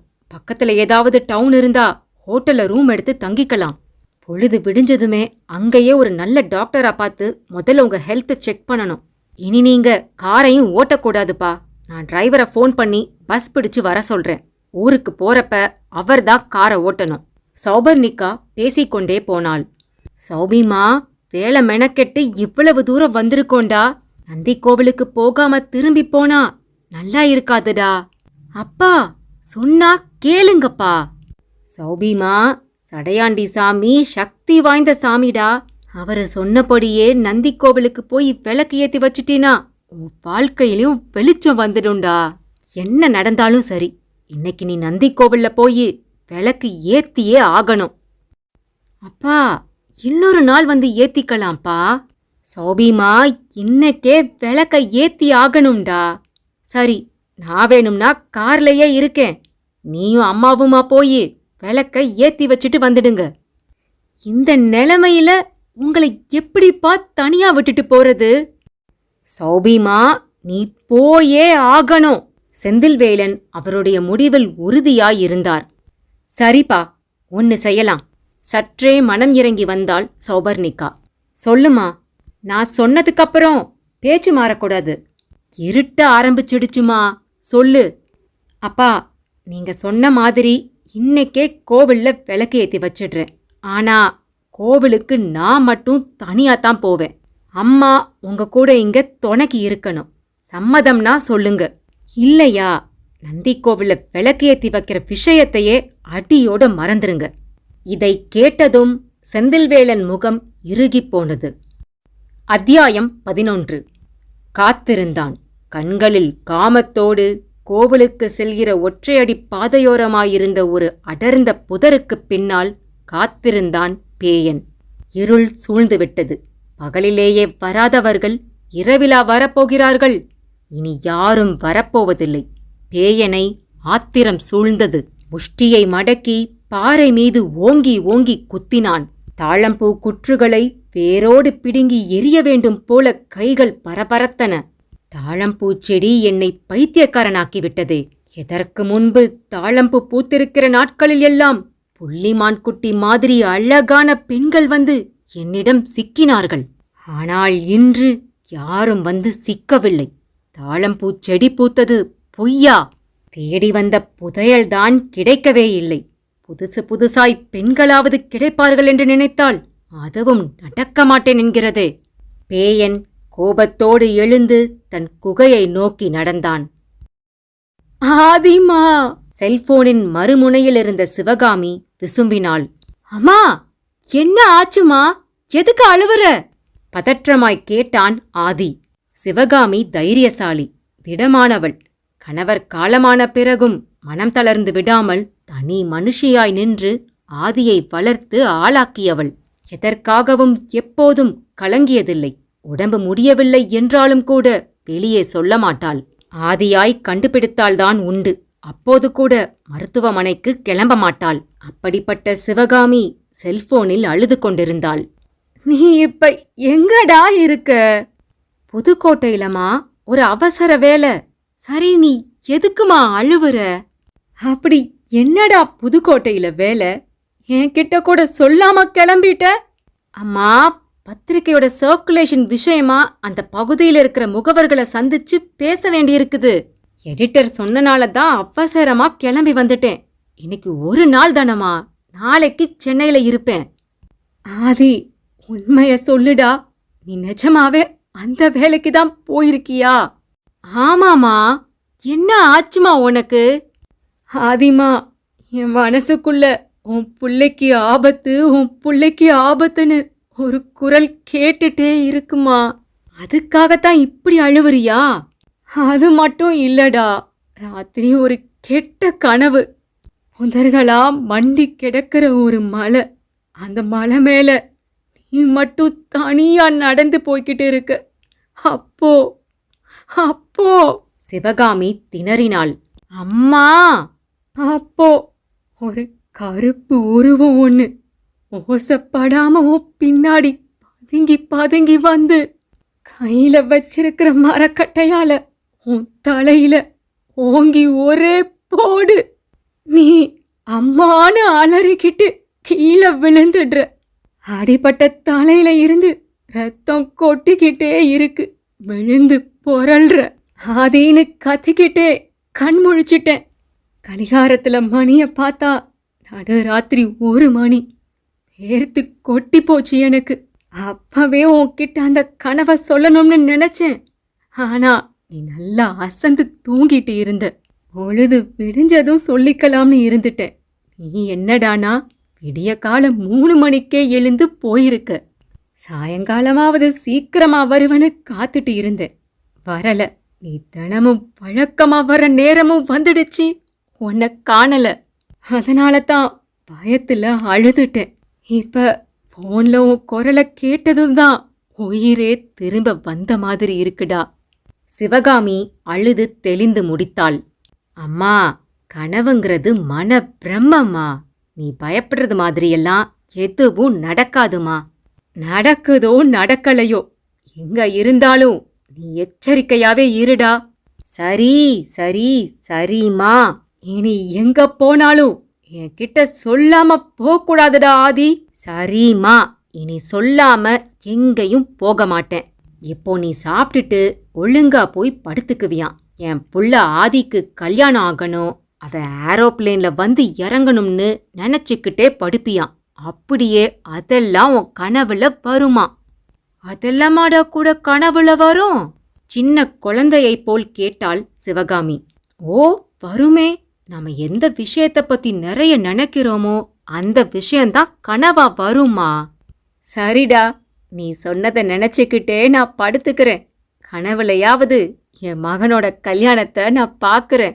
அம்மா, கனவுல மட்டுமில்ல, நிஜத்திலையும் நடக்கத்தான் போகுது. செல்போனை கட் செய்து சுவிட்ச் ஆஃப் செய்துவிட்டு பாக்கெட்டில் போட்டுக்கொண்டான். ஹெல்மெட்டை மாட்டிக்கொண்டு பைக்கின் வேகத்தை விற்றென்று கூட்டினான்.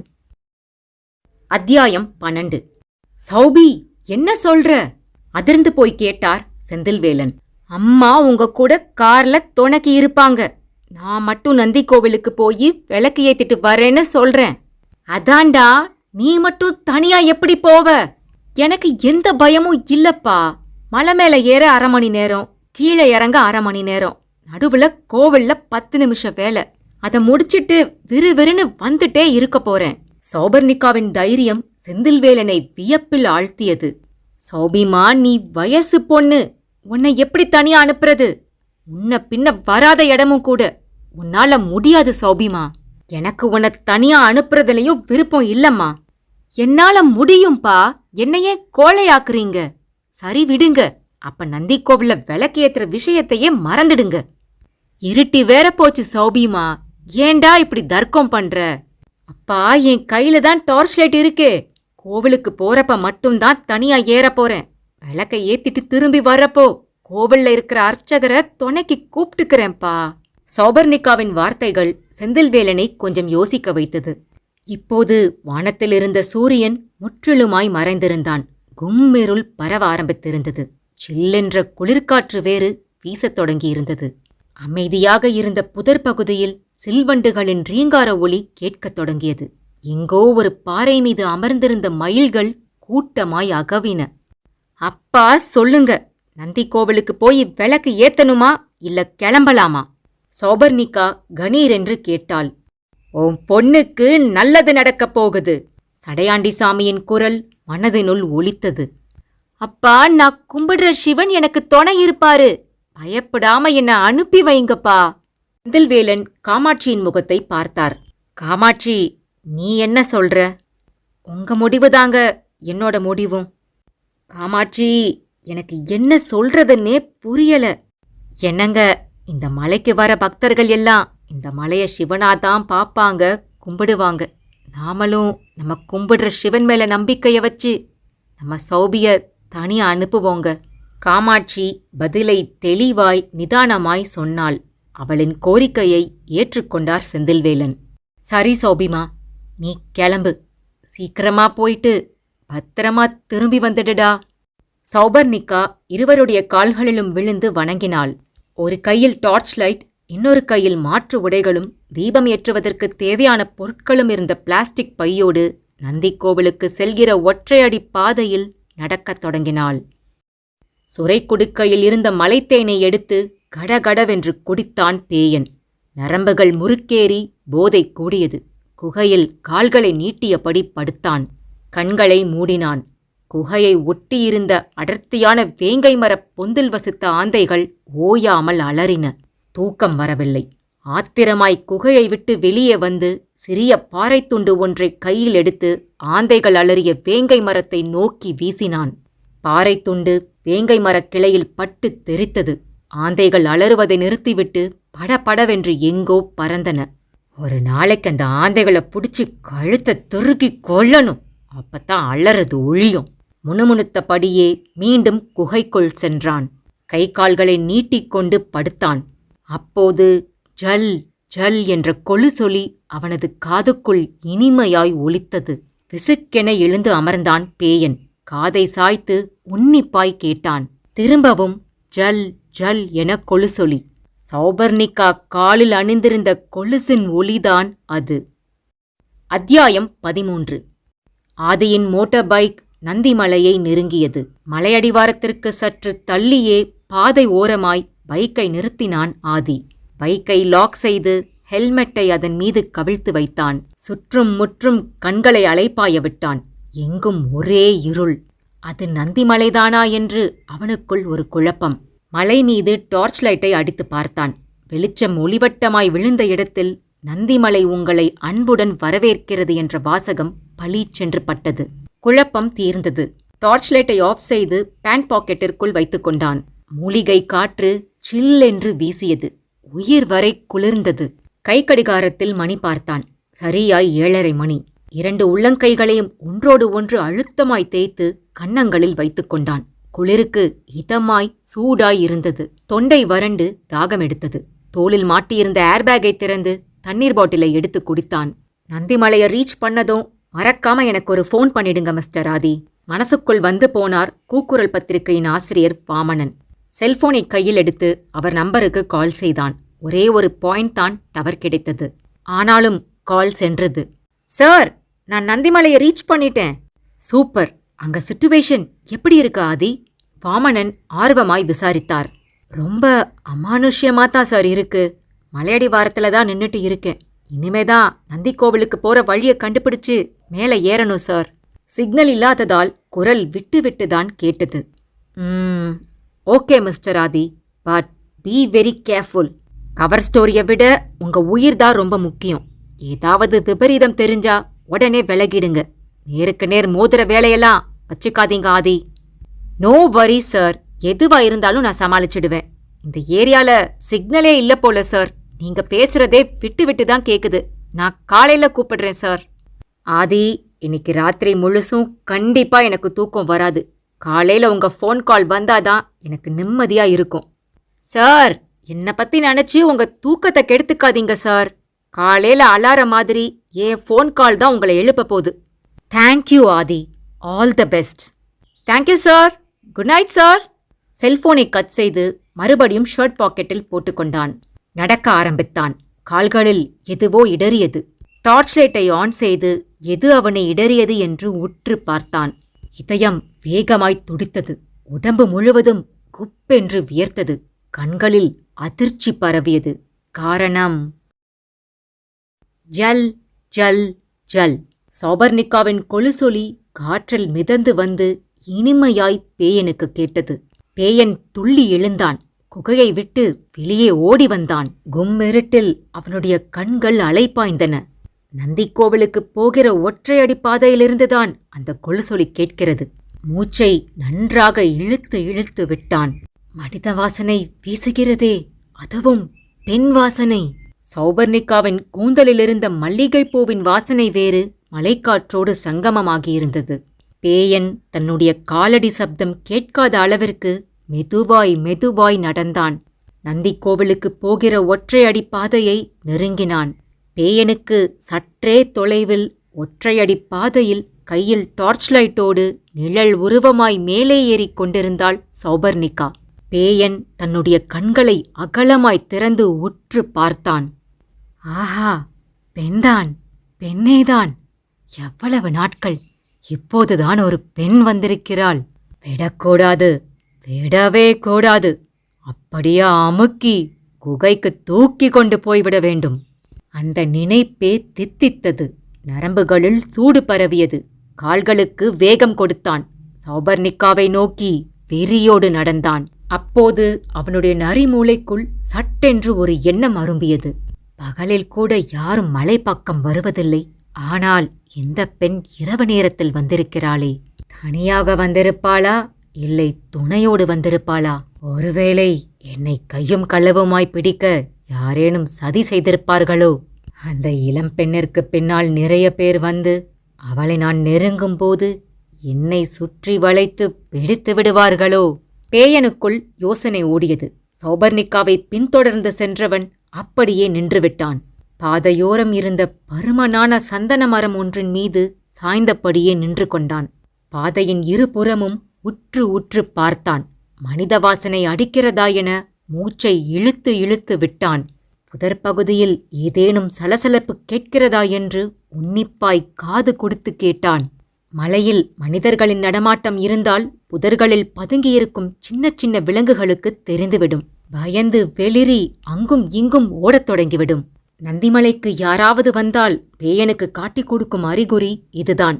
மலையிலும் காட்டிலும் வாழ்ந்தாலும் அடிப்படையில் பேயனும் மனிதன்தானே. 17 வருடங்கள் நாட்டிற்குள் இருந்தவன்தானே. மனிதர்களுக்கே உரிய சூழ்ச்சியும் தந்திரமும் பேயனுக்கும் மட்டும் இல்லாமலா போயிருக்கும்? பேயன் மிருக குணம் கொண்டவன், வஞ்சகமும் சூழ்ச்சியும் நிறைந்தவன், பொல்லாத காமுகன், மதயானை மாதிரி பலம் படைத்தவன். ஆனாலும் அவனுடைய அடிமனதில் சின்னதாய் பயமும் இருக்கவே செய்தது. மாட்டிக்கொள்வோமோ என்ற பயம்தான் அவனை யோசிக்க வைத்தது. சூழ்நிலையை மிகுந்த எச்சரிக்கையோடு உற்று கவனித்தான். எந்தவித சலசலப்பும் இல்லை.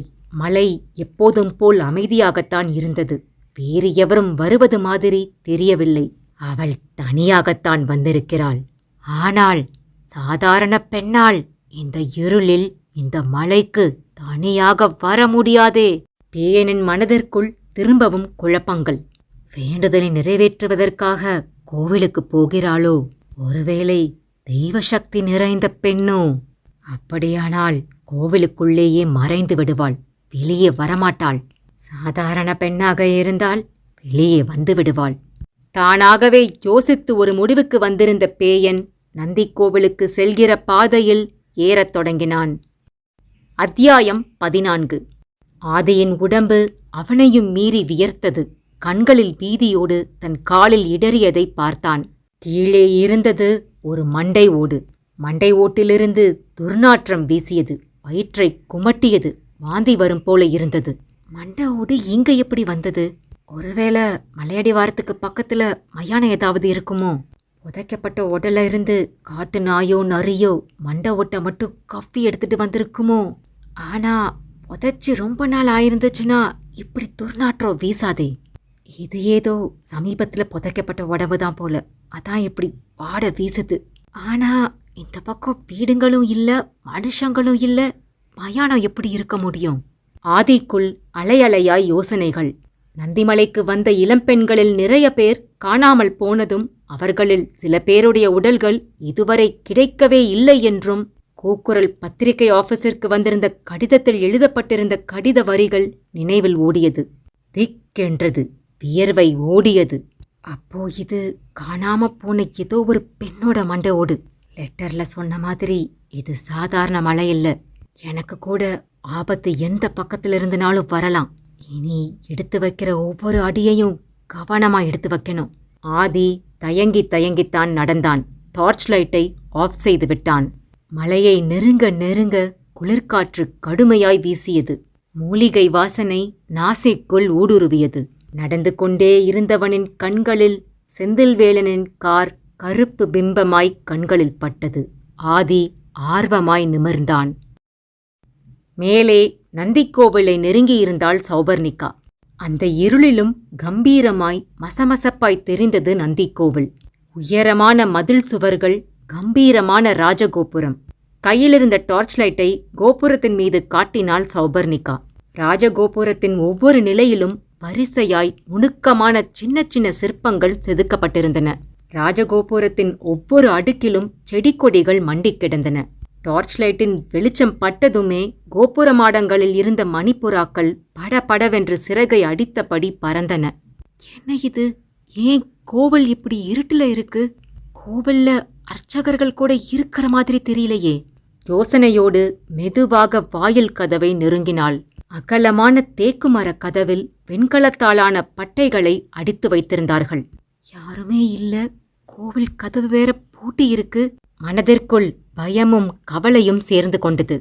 ஓம் நமச்சிவாய நம, ஓம் நமச்சிவாய நம.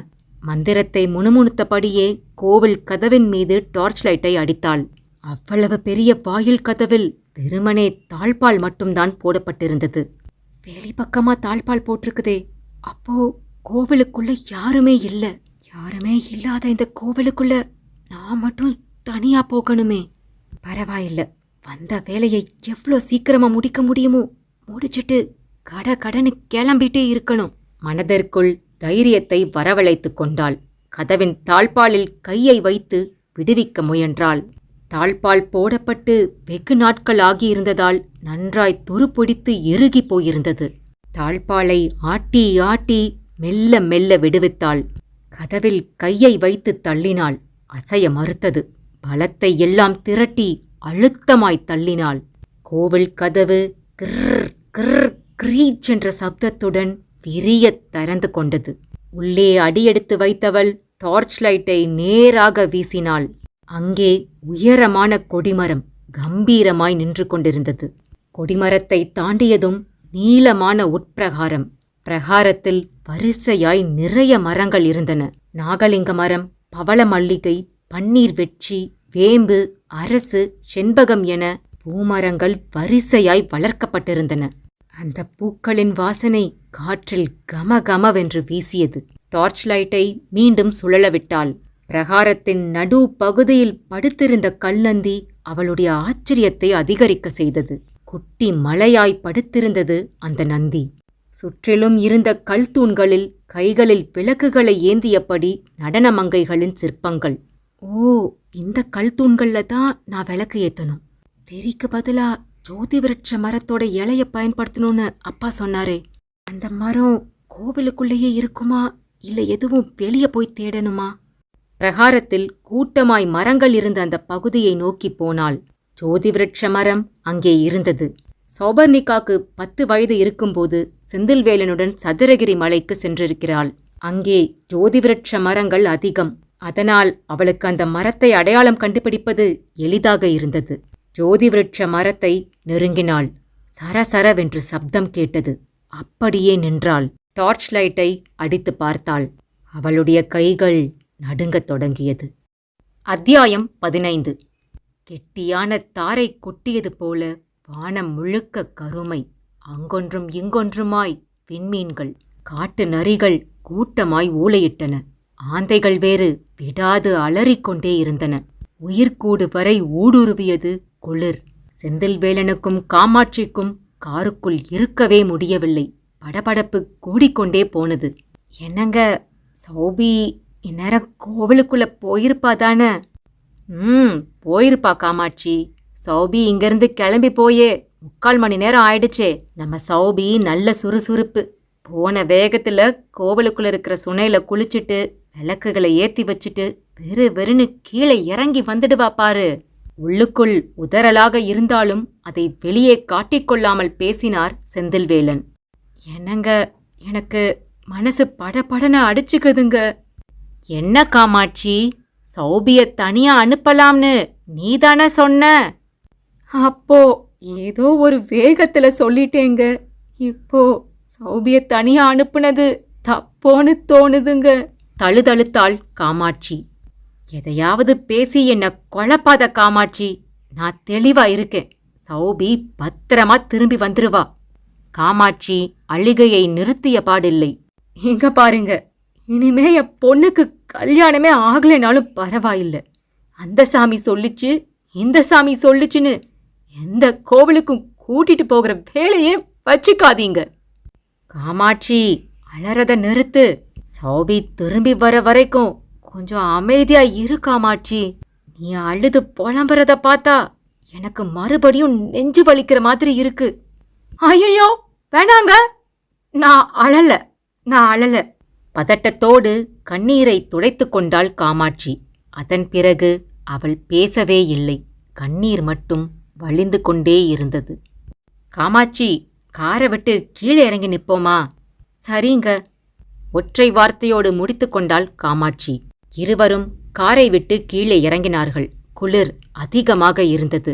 செந்தில்வேலன் சால்வையினாலும் காமாட்சி தன் சேலை முந்தானையினாலும் உடம்பை போர்த்திக் கொண்டார்கள். மலையடிவாரத்திலிருந்து நந்திக்கோவிலுக்கு செல்கிற பாதை இருந்த பக்கமாய் பார்வையை வீசினார்கள். அந்த பாதையின் மேலே இருந்து எங்காவது சின்னதாய் புள்ளியாய் டார்ச் லைட்டின் வெளிச்சம் தெரிகிறதா என்று உற்று உற்று பார்த்தார்கள். எதுவும் தெரியவில்லை. ஏமாற்றமாக இருந்தது. இருவரது மனதிற்குள்ளும் பயம் பொங்கி வந்தது. பகிர்ந்து கொள்ளாமல் அமைதி காத்தார்கள். என்னங்க, அங்க பாருங்களேன், யாரோ ஒரு ஆள் நம்மள நோக்கி வந்துட்டு இருக்காரு. செந்தில்வேலன் நிமிர்ந்தார். காமாட்சி சொன்னது சரிதான். கருப்பாய் உயரமாய் ஒரு உருவம் அவருடைய காரை நோக்கி வந்து கொண்டிருந்தது. என்னங்க, திருடனாயிருக்குமோ? தனியா வந்து பசமா மாட்டிக்கிட்டோம். இப்ப என்னங்க பண்றது? ஓடி போயிடுவோமா? நீ வேணா ஓடு, நான் இந்த இடத்த விட்டு நகர போறதில்ல. என்னங்க, என் கழுத்துல தொங்குற தாலிக்கொடி 10 சவரங்க. இதோ பாரு, திருடன் கேட்டானா அடம் பிடிக்காம கழட்டி கொடுத்துடு. கையில கத்தி ஏதாவது வச்சிருந்தான்னு வை, குத்தி தொலைச்சிட போறான். இப்ப நமக்கு உயிர்தான் முக்கியம். மறுபடியும் உனக்கு 20 பவுன்லனாலும் செஞ்சு தரேன். உயிரே போனாலும் சரி, நான் இந்த தாலிக்கொடிய கழட்டவே மாட்டேன். இருவரும் கிசுகிசுப்பாய் பேசிக் கொண்டிருக்க அந்த கருப்பு உருவம் அவர்களை நெருங்கியது. அத்தியாயம் 16. பேயன் நந்திக்கோவில் வாசலை நெருங்கினான். இருட்டிலிருந்த கம்பீரமான ராஜகோபுரத்தை ஏற இறங்க ஒரு பார்வை பார்த்தான். என்ன இது? மூடியிருந்த கோவில் திறந்திருக்கிறதே. அந்த பெண் கோவிலுக்குள் தான் போயிருக்கிறாள். பிரிய திறந்து இருந்த வாயில் கதவு சௌபர்ணிகா உள்ளேதான் இருக்கிறாள் என்பதை உறுதிப்படுத்தியது. அந்த பெண் தனியாகத்தான் வந்திருக்கிறாள். யாரும் கூட வரவில்லை. வேண்டுதலை நிறைவேற்றுவதற்காக வந்திருப்பாள். நிறைவேற்றிய பிறகு வெளியே வராமல் எங்கே போய்விடப் போறாள்? பேயன் தனக்குத்தானே பேசிக்கொண்டான். பெரிதாய் மூச்சு விட்டான். வாயில் கதவை ஒட்டி மதில் சுவரின் இருபுறமும் ஒரு ஆள் மறைந்து நிற்கிற அளவிற்கு சிறிய அறை மாதிரி இடம் இருந்தது. அந்த பகுதியில் போய் மறைந்து கொண்டான். ஹேய் பெண்ணே, சீக்கிரம் வெளியே வா. கண்களில் காமத்தோடும் வெறியோடும் சௌபர்ணிகாவை வேட்டையாடுவதற்காக காத்திருந்தான் பேயன். சௌபர்ணிகா சரசரவென்று சப்தம் வந்த திசையை நோக்கி டார்ச் லைட்டை அடித்தாள். அங்கே தாம்பு கயிறு மாதிரி கருவென்ற நாகப்பாம்பு ஒன்று ஊர்ந்து போய்க் கொண்டிருந்தது. பளபளப்பான வாலிப்பான பாம்பு. ஒரு கொத்தினால் போதும், அதே இடத்தில் நுரை தள்ளி உயிரை விட வேண்டியதுதான். சௌபர்ணிகாவுக்கு வியர்த்தது. திகிலாய் அந்த பாம்பையே பார்த்தாள். கருநாக பாம்பு வளைந்து நெளிந்து அருகிலிருந்த நாகலிங்கம் மரப்பொந்தினுள் புகுந்தது. நிம்மதி பெருமூச்சு விட்டாள் சௌபர்ணிகா. தனிந்து கிடந்த ஜோதிவிருட்ச மரத்தின் கிளை ஒன்றை பற்றினாள். 2 கைகள் நிறைய இலைகளை பறித்தாள். பறித்த இலைகளை நெய்யும் தீப்பெட்டியும் இருந்த பிளாஸ்டிக் பையில் போட்டுக்கொண்டு சுனையை தேடி பிரகாரத்தில் நடந்தாள். பிரகாரம் முழுவதும் சின்ன சின்ன கல் மண்டபங்கள். எல்லா மண்டபங்களிலும் கருவறையில் நந்திதான் படுத்திருந்தது. பயபக்தியோடு கன்னத்தில் போட்டுக்கொண்டாள். பிரகாரத்தின் பின்னால் சுனை இருந்தது. வட்ட வடிவமான சுனை. சுற்றிலும் கருங்கற்களால் ஆன படிகள். வட்ட வடிவமான சுனையில் எந்த இடத்தில் வேண்டுமானாலும் இறங்குவதற்கு வசதியாக படிகள் அமைக்கப்பட்டிருந்தது. படிகளில் திட்டு திட்டாய் பாசி படர்ந்திருந்தது. சுனையின் தண்ணீரும் கரும்பச்சை வண்ணமாய்த்தான் காட்சியளித்தது. பிளாஸ்டிக் பையையும் டார்ச் லைட்டையும் படிக்கட்டில் வைத்துவிட்டு சுனைக்குள் மெதுவாய் இறங்கினாள். பாசி வழுக்கியது. சுதாரிப்பதற்குள் துபுக்கடீர் என வழுக்கி விழுந்தாள். சுனையில் ஆழம் அதிகமாக இருந்ததால் வெளியே வர முடியாமல் மூழ்கத் தொடங்கினாள் சௌபர்ணிகா. மலையடிவாரம். செந்தில்வேலன், காமாட்சி இருவரையும் அந்த கருப்பு உருவம் வேகமாய் நெருங்கியது. யார் நீங்க? இந்த இருட்டுல உங்களுக்கு இங்க என்ன வேலை? அதட்டலாய் கேட்டபடியே அந்த கருப்பு உருவம் இருவருடைய முகத்திலும் டார்ச் லைட்டின் வெளிச்சத்தை பாய்ச்சியது. அது வேறு யாரும் இல்லை, ஆதிதான் அந்த உருவம். அவனை பார்த்துதான் இருவரும் பயந்து வெளிரிப் போயிருந்தார்கள். நந்தி கோவிலுக்கு சாமி கும்பிட வந்திருக்கோம் என்றார் செந்தில்வேலன். காமாட்சி அவருடைய முதுகுக்கு பின்னால் பதுங்கினாள். கார் எதுவும் ரிப்பேரா என்றான் ஆதி. கார் நல்லாத்தான் இருக்கு. பின்ன எதுக்கு இங்க நிக்கிறீங்க? சாமியை கும்பிட்டுட்டு கிளம்ப வேண்டியது தானே? அப்போ இவன் திருடன் இல்ல. திருடனா இருந்தா இது மாதிரி கேள்வியெல்லாம் கேட்க மாட்டான். எடுத்த எடுப்பிலேயே கத்தியை நீட்டிடுவான். செந்தில்வேலனுக்கு பயம் சற்று குறைந்திருந்தது. தம்பி, நீங்க யாருன்னு நான் தெரிஞ்சுக்கலாமா என்று அவனையே திருப்பி கேட்டார். தாராளமா தெரிஞ்சுக்கோங்க. என் பேர் ஆதி. சொந்த ஊர் சென்னை. கூக்குரல் புலனாய்வு பத்திரிக்கையில நிருபரா வேலை பார்க்கறேன். இந்த நந்திமலை பத்தியும் மேல இருக்கிற நந்தி கோவில் பத்தியும் கூக்குரல் பத்திரிக்கையில கட்டுரை ஒன்று எழுதுறதுக்காகத்தான் இங்க வந்திருக்கேன். ஆனா ராத்திரி நேரத்துல வந்திருக்கீங்களே? ஆமா சார், ஒரு ராத்திரி முழுசும் இங்க நந்திமலையில தங்கி இங்க நடக்கிற நிகழ்வுகளை விரிவா எழுதணும்னு எங்க பத்திரிக்கை ஆசிரியரோட உத்தரவு. தன்னை பற்றி சுருக்கமாய் சொல்லி முடித்தான் ஆதி. உங்களை சந்திச்சதுல ரொம்ப சந்தோஷம் தம்பி. உங்களை திருடன்னு நினைச்சி என் பொண்டாட்டி பயந்துட்டா.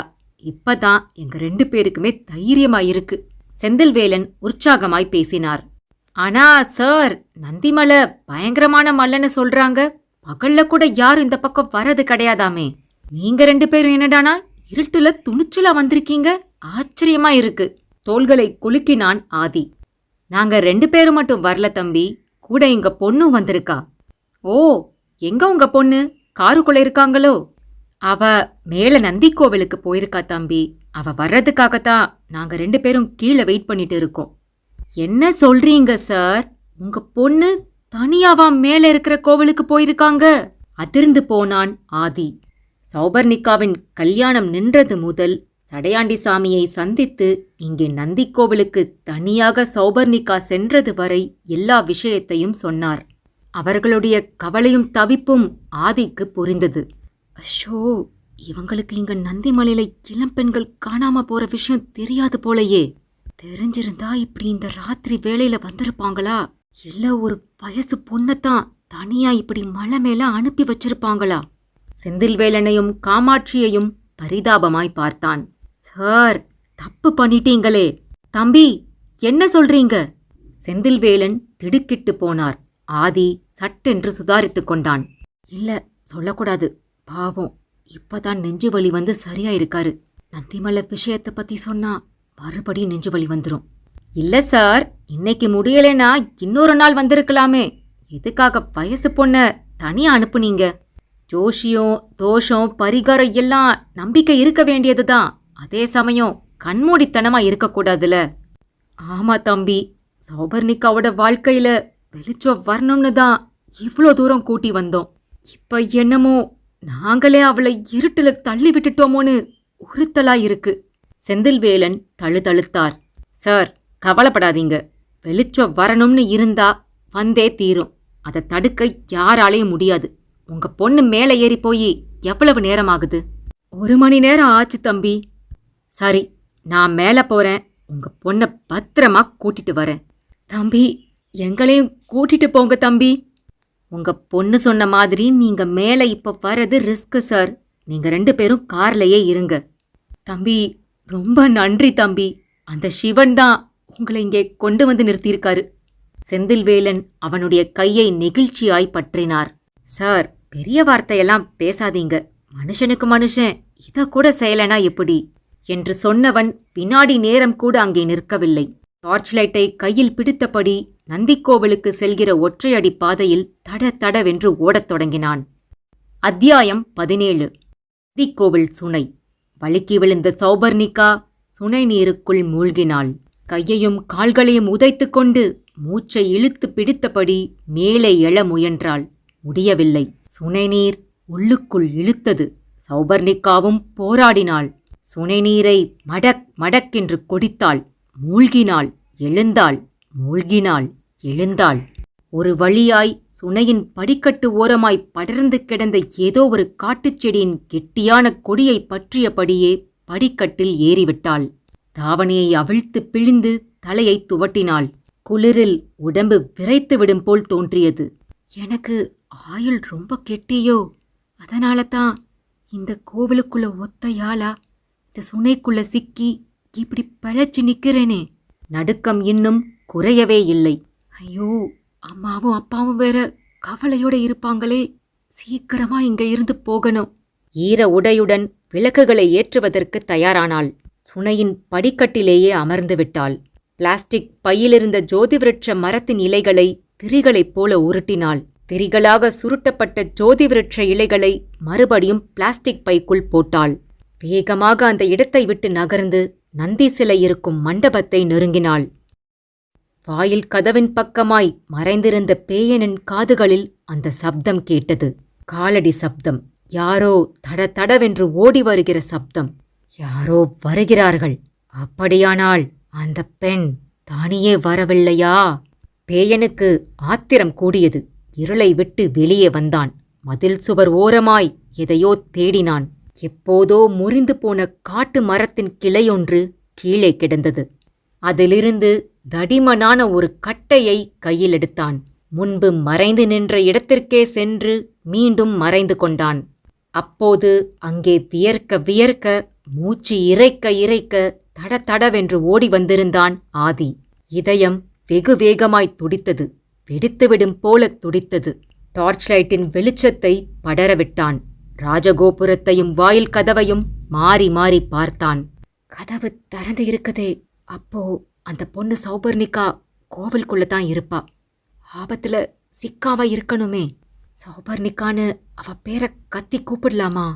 ஆதி யோசித்தபடியே நிற்க குபீரென்று வெளியே ஓடி வந்தான் பேயன். கையிலிருந்த மரக்கட்டையினால் வெறியோடு ஆதியின் தலையில் அடித்தான். இந்த திடீர் தாக்குதலை எதிர்பாராத ஆதி அம்மா என அலறியபடியே தலையை பிடித்து கொண்டு கீழே விழுந்தான். இரத்தம் தலையிலிருந்து குபு குபுவென்று கீழே வழிந்தது. கண்களை இருட்டியது. பேயன் மறுபடியும் வெறியோடு தாக்கினான். மயங்கி சரிந்தான் ஆதி. எவனை மாதிரி இன்னும் எத்தனை பேர் வந்திருக்கிறார்களோ? அடுத்து வேறு யாரும் வருவதற்குள் அந்த பெண்ணை என்னுடைய குகைக்கு இழுத்து போய்விட வேண்டும். அடுத்த கணம் பேயன் வெறியோடு நந்தி கோவிலுக்குள் புகுந்தான். அந்த பிரம்மாண்டமான நந்தியை சுற்றிலும் 7 கருங்கல் தூண்கள் இருந்தன. 7 தூண்களிலும் நடன மங்கைகள் சிற்பங்களாய் நின்று கொண்டிருந்தார்கள். அவர்களின் கைகளில் கல்விளக்குகள். நெய் பாட்டிலை திறந்து கல்விளக்குகளில் நெய்யை வழிய வழிய ஊற்றினாள் சௌபர்ணிகா. திரிகளாக்கிய ஜோதிவிருட்ச இலைகளை அதற்குள் வைத்தாள். சுருட்டப்பட்ட இலைகளின் ஓரத்திலும் நெய்யை தடவிவிட்டாள். தீப்பெட்டியை எடுத்து உரசி ஒவ்வொரு விளக்காய் ஏற்றினாள். ஜோதிவிருட்ச மர இலைகள் சுடர்விட்டு எரியத் தொடங்கின. இன்னும் ஒரே ஒரு விளக்குதான் பாக்கி. கையிலிருந்த தீக்குச்சி அணைந்து போனதால் இன்னொரு தீக்குச்சியை உரசினாள். அந்த கடைசி விளக்கை ஏற்றப் போகும்போதுதான் ஆதியின் அம்மா என்ற அலறல் சப்தம் கேட்டது. சுற்றும் முற்றும் பார்த்தாள். யாரும் இல்லை. ஒருவேளை மாயையாயிருக்குமோ? குழப்பமாய் நந்தியின் முன் வந்து நின்றாள். கண்கள் இரண்டையும் மூடிக்கொண்டாள். கைகளை உயர்த்தி கும்பிட்டாள். ஓம் நமச்சிவாய நம, ஓம் நமச்சிவாய நம, ஓம் நமச்சிவாய நம. அந்த நந்தியிடம் வேறு எதையுமே அவள் கேட்கவில்லை. மந்திரத்தை மட்டுமே முணுமுணுத்தாள். அப்போது அவளை நோக்கி யாரோ நடந்து வருகிற சப்தம் கேட்டது. அப்போதும் அவள் கண்களைத் திறக்கவில்லை. மந்திரத்தை முணுமுணுத்துக் கொண்டே இருந்தாள். சூடான மூச்சுக்காற்று முதுகில் பட்டதும் கண்களைத் திறந்தாள். திடுக்கிட்டுத் திரும்பினாள். பேயன் நின்று கொண்டிருந்தான். கோரமான அவனுடைய தோற்றம் சௌபர்ணிகாவை மிரள வைத்தது. வியர்த்தது. வெடவெடவென்று நடுங்க ஆரம்பித்தாள். அவன் காமத்தோடு அவளை பார்த்து கலகலவென்று சிரித்தான். சௌபர்ணிகாவிற்கு அவனின் நோக்கம் புரிந்து போனது. வேகமாக ஓட ஆரம்பித்தாள். ஒரே தாவாய் தாவி அவளுடைய ஈரமான தாவணியின் முந்தானையைப் பற்றினான். உருவி வீசினான். சௌபர்ணிகா வெலவெலத்துப் போனாள். தரையோடு தரையாய் உருண்டாள். நந்தி சிலையை நோக்கி ஓடினாள். அந்த குளிரையும் மீறி அவளுக்கு வியர்த்து கொட்டியது. அழுகை முட்டியது. நந்தீஸ்வரா, உங்களை நம்பி வந்த என்ன நீங்க தான் காப்பாத்தணும். நந்தி சிலையை இறுக்கமாய் கட்டிக்கொண்டாள். பேயன் உருமிக்கொண்டே அவளை நெருங்கினான். நந்தி சிலையை இன்னும் கெட்டியாய் கட்டிக்கொண்டாள் சௌபர்ணிகா. பேயன் ஆவேசமாய் அவளை நெருங்கினான். அவளின் இடையில் கையை வைத்து தன் பக்கமாய் இழுத்தான். நந்தியின் பெரிய காதுகளில் வாயை வைத்து கத்தினாள் சௌபர்ணிகா. யாராவது என்ன காப்பாத்துங்க! நந்தியின் காதினுள் அலறிய அலறல் அந்த கோவில் முழுவதும் ஒலித்தது. திரும்பத் திரும்ப ஒலித்தது. பேயன் சௌபர்ணிகாவை முரட்டுத்தனமாய் இழுக்கத் தொடங்கினான். அப்போதுதான் அந்த அதிசயம் நிகழ்ந்தது. மெல்ல அசையத் தொடங்கியது நந்தி சிலை. அந்த நந்தி சிலை கீழே பாதாள அறை ஒன்று இருக்கிறது. நந்திமலை ஜமீன் முன்னோர்கள் வெள்ளைக்காரர்களுக்கு பயந்து விலைமதிக்க முடியாத தங்கத்தையும் வைரத்தையும் குவியல் குவியலாய் அந்த பாதாள அறையில்தான் பதுக்கி வைத்திருக்கிறார்கள். நந்தியின் கழுத்தில் தொங்கும் கல்மணியை அழுத்தமாய் பிடித்து திருகினால் பாதாள அறைக்கான வழி திறந்து கொள்ளும். சௌபர்ணிகாவை நந்தி சிலையை விட்டு இழுத்து போகும் முயற்சியில் பேயன்தான் அந்த கல்மணியை தெரியாத்தனமாய் திருகிவிட்டான். நந்தி சிலை அசைந்தது. மெல்ல மெல்ல இரண்டாய் பிரிந்தது. உள்ளே படிக்கட்டுகள் இறங்கியது. நந்தி சிலை இரண்டாய் பிளக்கவும் சௌபர்ணிகாவும் பேயனும் ஆளுக்கொரு திசையில் விழுந்தார்கள். சௌபர்ணிகாவால் எழ முடியவில்லை. பேயன் எழுந்துவிட்டான். அதிசயமாய் பார்த்தான். நந்தியின் இரண்டு பாகங்களுக்கும் இடையில் இறங்கிய படிக்கட்டுகளை வியப்பாய் பார்த்தான். படிக்கட்டுகளில் தட தடவென்று இறங்கினான். கல்தூண்களில் எரிந்து கொண்டிருந்த நெய்விளக்குகளின் வெளிச்சம் அந்த அறைக்குள்ளும் கசிந்தது. அவன் இத்தனை வருடங்களாய் தேடிக்கொண்டிருந்த புதையல் அவன் கண்முன்னே கொட்டிக் கிடந்ததைப் பார்த்ததும் ஆனந்த கூத்தாடினான். சௌபர்ணிகாவை மறந்துவிட்டான். இரு கைகளாலும் தங்கக் காசுகளை அள்ளி அள்ளி இறைத்தான். உற்சாக மிகுதியில் குதி குதி என்று குதித்தான். அப்போது தங்கக்காசு குவியலில் படுத்திருந்த ராஜ நாகப்பாம்பு ஒன்று அவனுடைய கால்களினால் மிதிப்பட்ட ஆத்திரத்தில் தனது தலையை உயர்த்தியது. சீறியபடியே அவனுடைய கெண்டைக்காலை கொத்தியது. அலறியவாறே அங்கும் இங்கும் ஓடினான் பேயன். திடீரென்று அந்த அறை முழுவதும் பாம்புகளாகிவிட்டன. அந்த பாம்புகள் எல்லாம் வெறியோடு பேயனை மாறி மாறி கொத்தியது. பேயன் அலறியபடியே சாய்ந்து விட்டான். அவனுடைய அலறல் பிரகாரம் முழுவதும் எதிரொலித்தது. மயங்கிக் கிடந்த ஆதி வழியில் முனகியபடியே எழுந்தான். தள்ளாடி தள்ளாடி கோவிலுக்குள் புகுந்தான். அதற்குள் சௌபர்ணிகாவும் எழுந்துவிட்டாள். ஆதியை அதிசயமும் ஆச்சரியமும் பொங்க பார்த்தாள். ஆதியும் சௌபர்ணிகாவை பார்த்தான். முதல் தடவையாய் பிரமித்தான். கல்விளக்கு தீபங்களின் ஒளியில் சௌபர்ணிகா தேவதையாகத் தெரிந்தாள். சௌபர்ணிகா அவசரமாய் கீழே கிடந்த தாவணியை எடுத்து உடம்பில் சுற்றிக் கொண்டாள். ஆதி சுதாரித்துக் கொண்டான். சாரி, நீங்கதான் சௌபர்ணிகாவா? அவள் தலையை அசைத்தாள். உங்களுக்கு ஒன்னும் ஆகலையே? கனிவோடு கேட்டான். மீண்டும் தலையை அழகாய் ஆட்டினாள். பிறகு நந்தி சிலையை விரல்களால் சுட்டிக்காட்டினாள் சௌபர்ணிகா. இரண்டாய் பிளந்திருந்த நந்தி சிலையை திகைப்பாய் பார்த்தான் ஆதி. என்ன கீழே மட்டும் கூட்டி போய் எங்க அம்மா அப்பா கிட்ட சேர்த்துடுங்க. அழுதபடியே கைகளை குவித்து கும்பிட்டாள் சௌபர்ணிகா. முதல் வேளையாக அவளுக்கு துணையாக கீழே வரை சென்று அவளது பெற்றோர்களிடம் ஒப்படைத்தான். அத்தியாயம் 18. கூக்குரல் பத்திரிகை மட்டுமின்றி எல்லா பத்திரிகையிலும் நந்திமலையை பற்றிய ரகசியங்கள் வெளியாகியிருந்தது.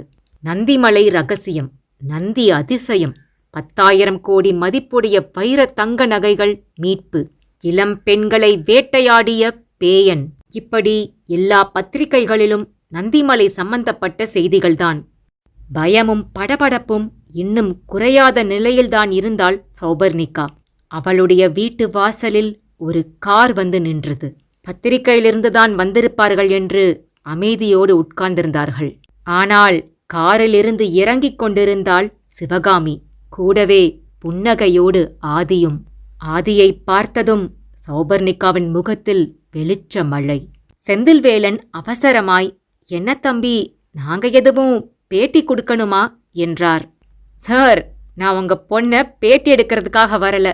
உங்க பொண்ணை எனக்கு கட்டித் தருவீங்களான்னு கேட்கறதுக்கு எங்க அம்மாவோட வந்திருக்கேன்." ஆதி சிரித்தபடியே சொல்ல வெட்கத்தோடு உள்ளே ஓடிப்போனாள் சௌபர்ணிகா. சந்தோஷம் அந்த வீட்டின் இருளை எல்லாம் விரட்டி அடிக்கத் தொடங்கியது. சடையாண்டி சாமியை மனதில் நினைத்து கைகளை குவித்தார் செந்தில்வேலன்.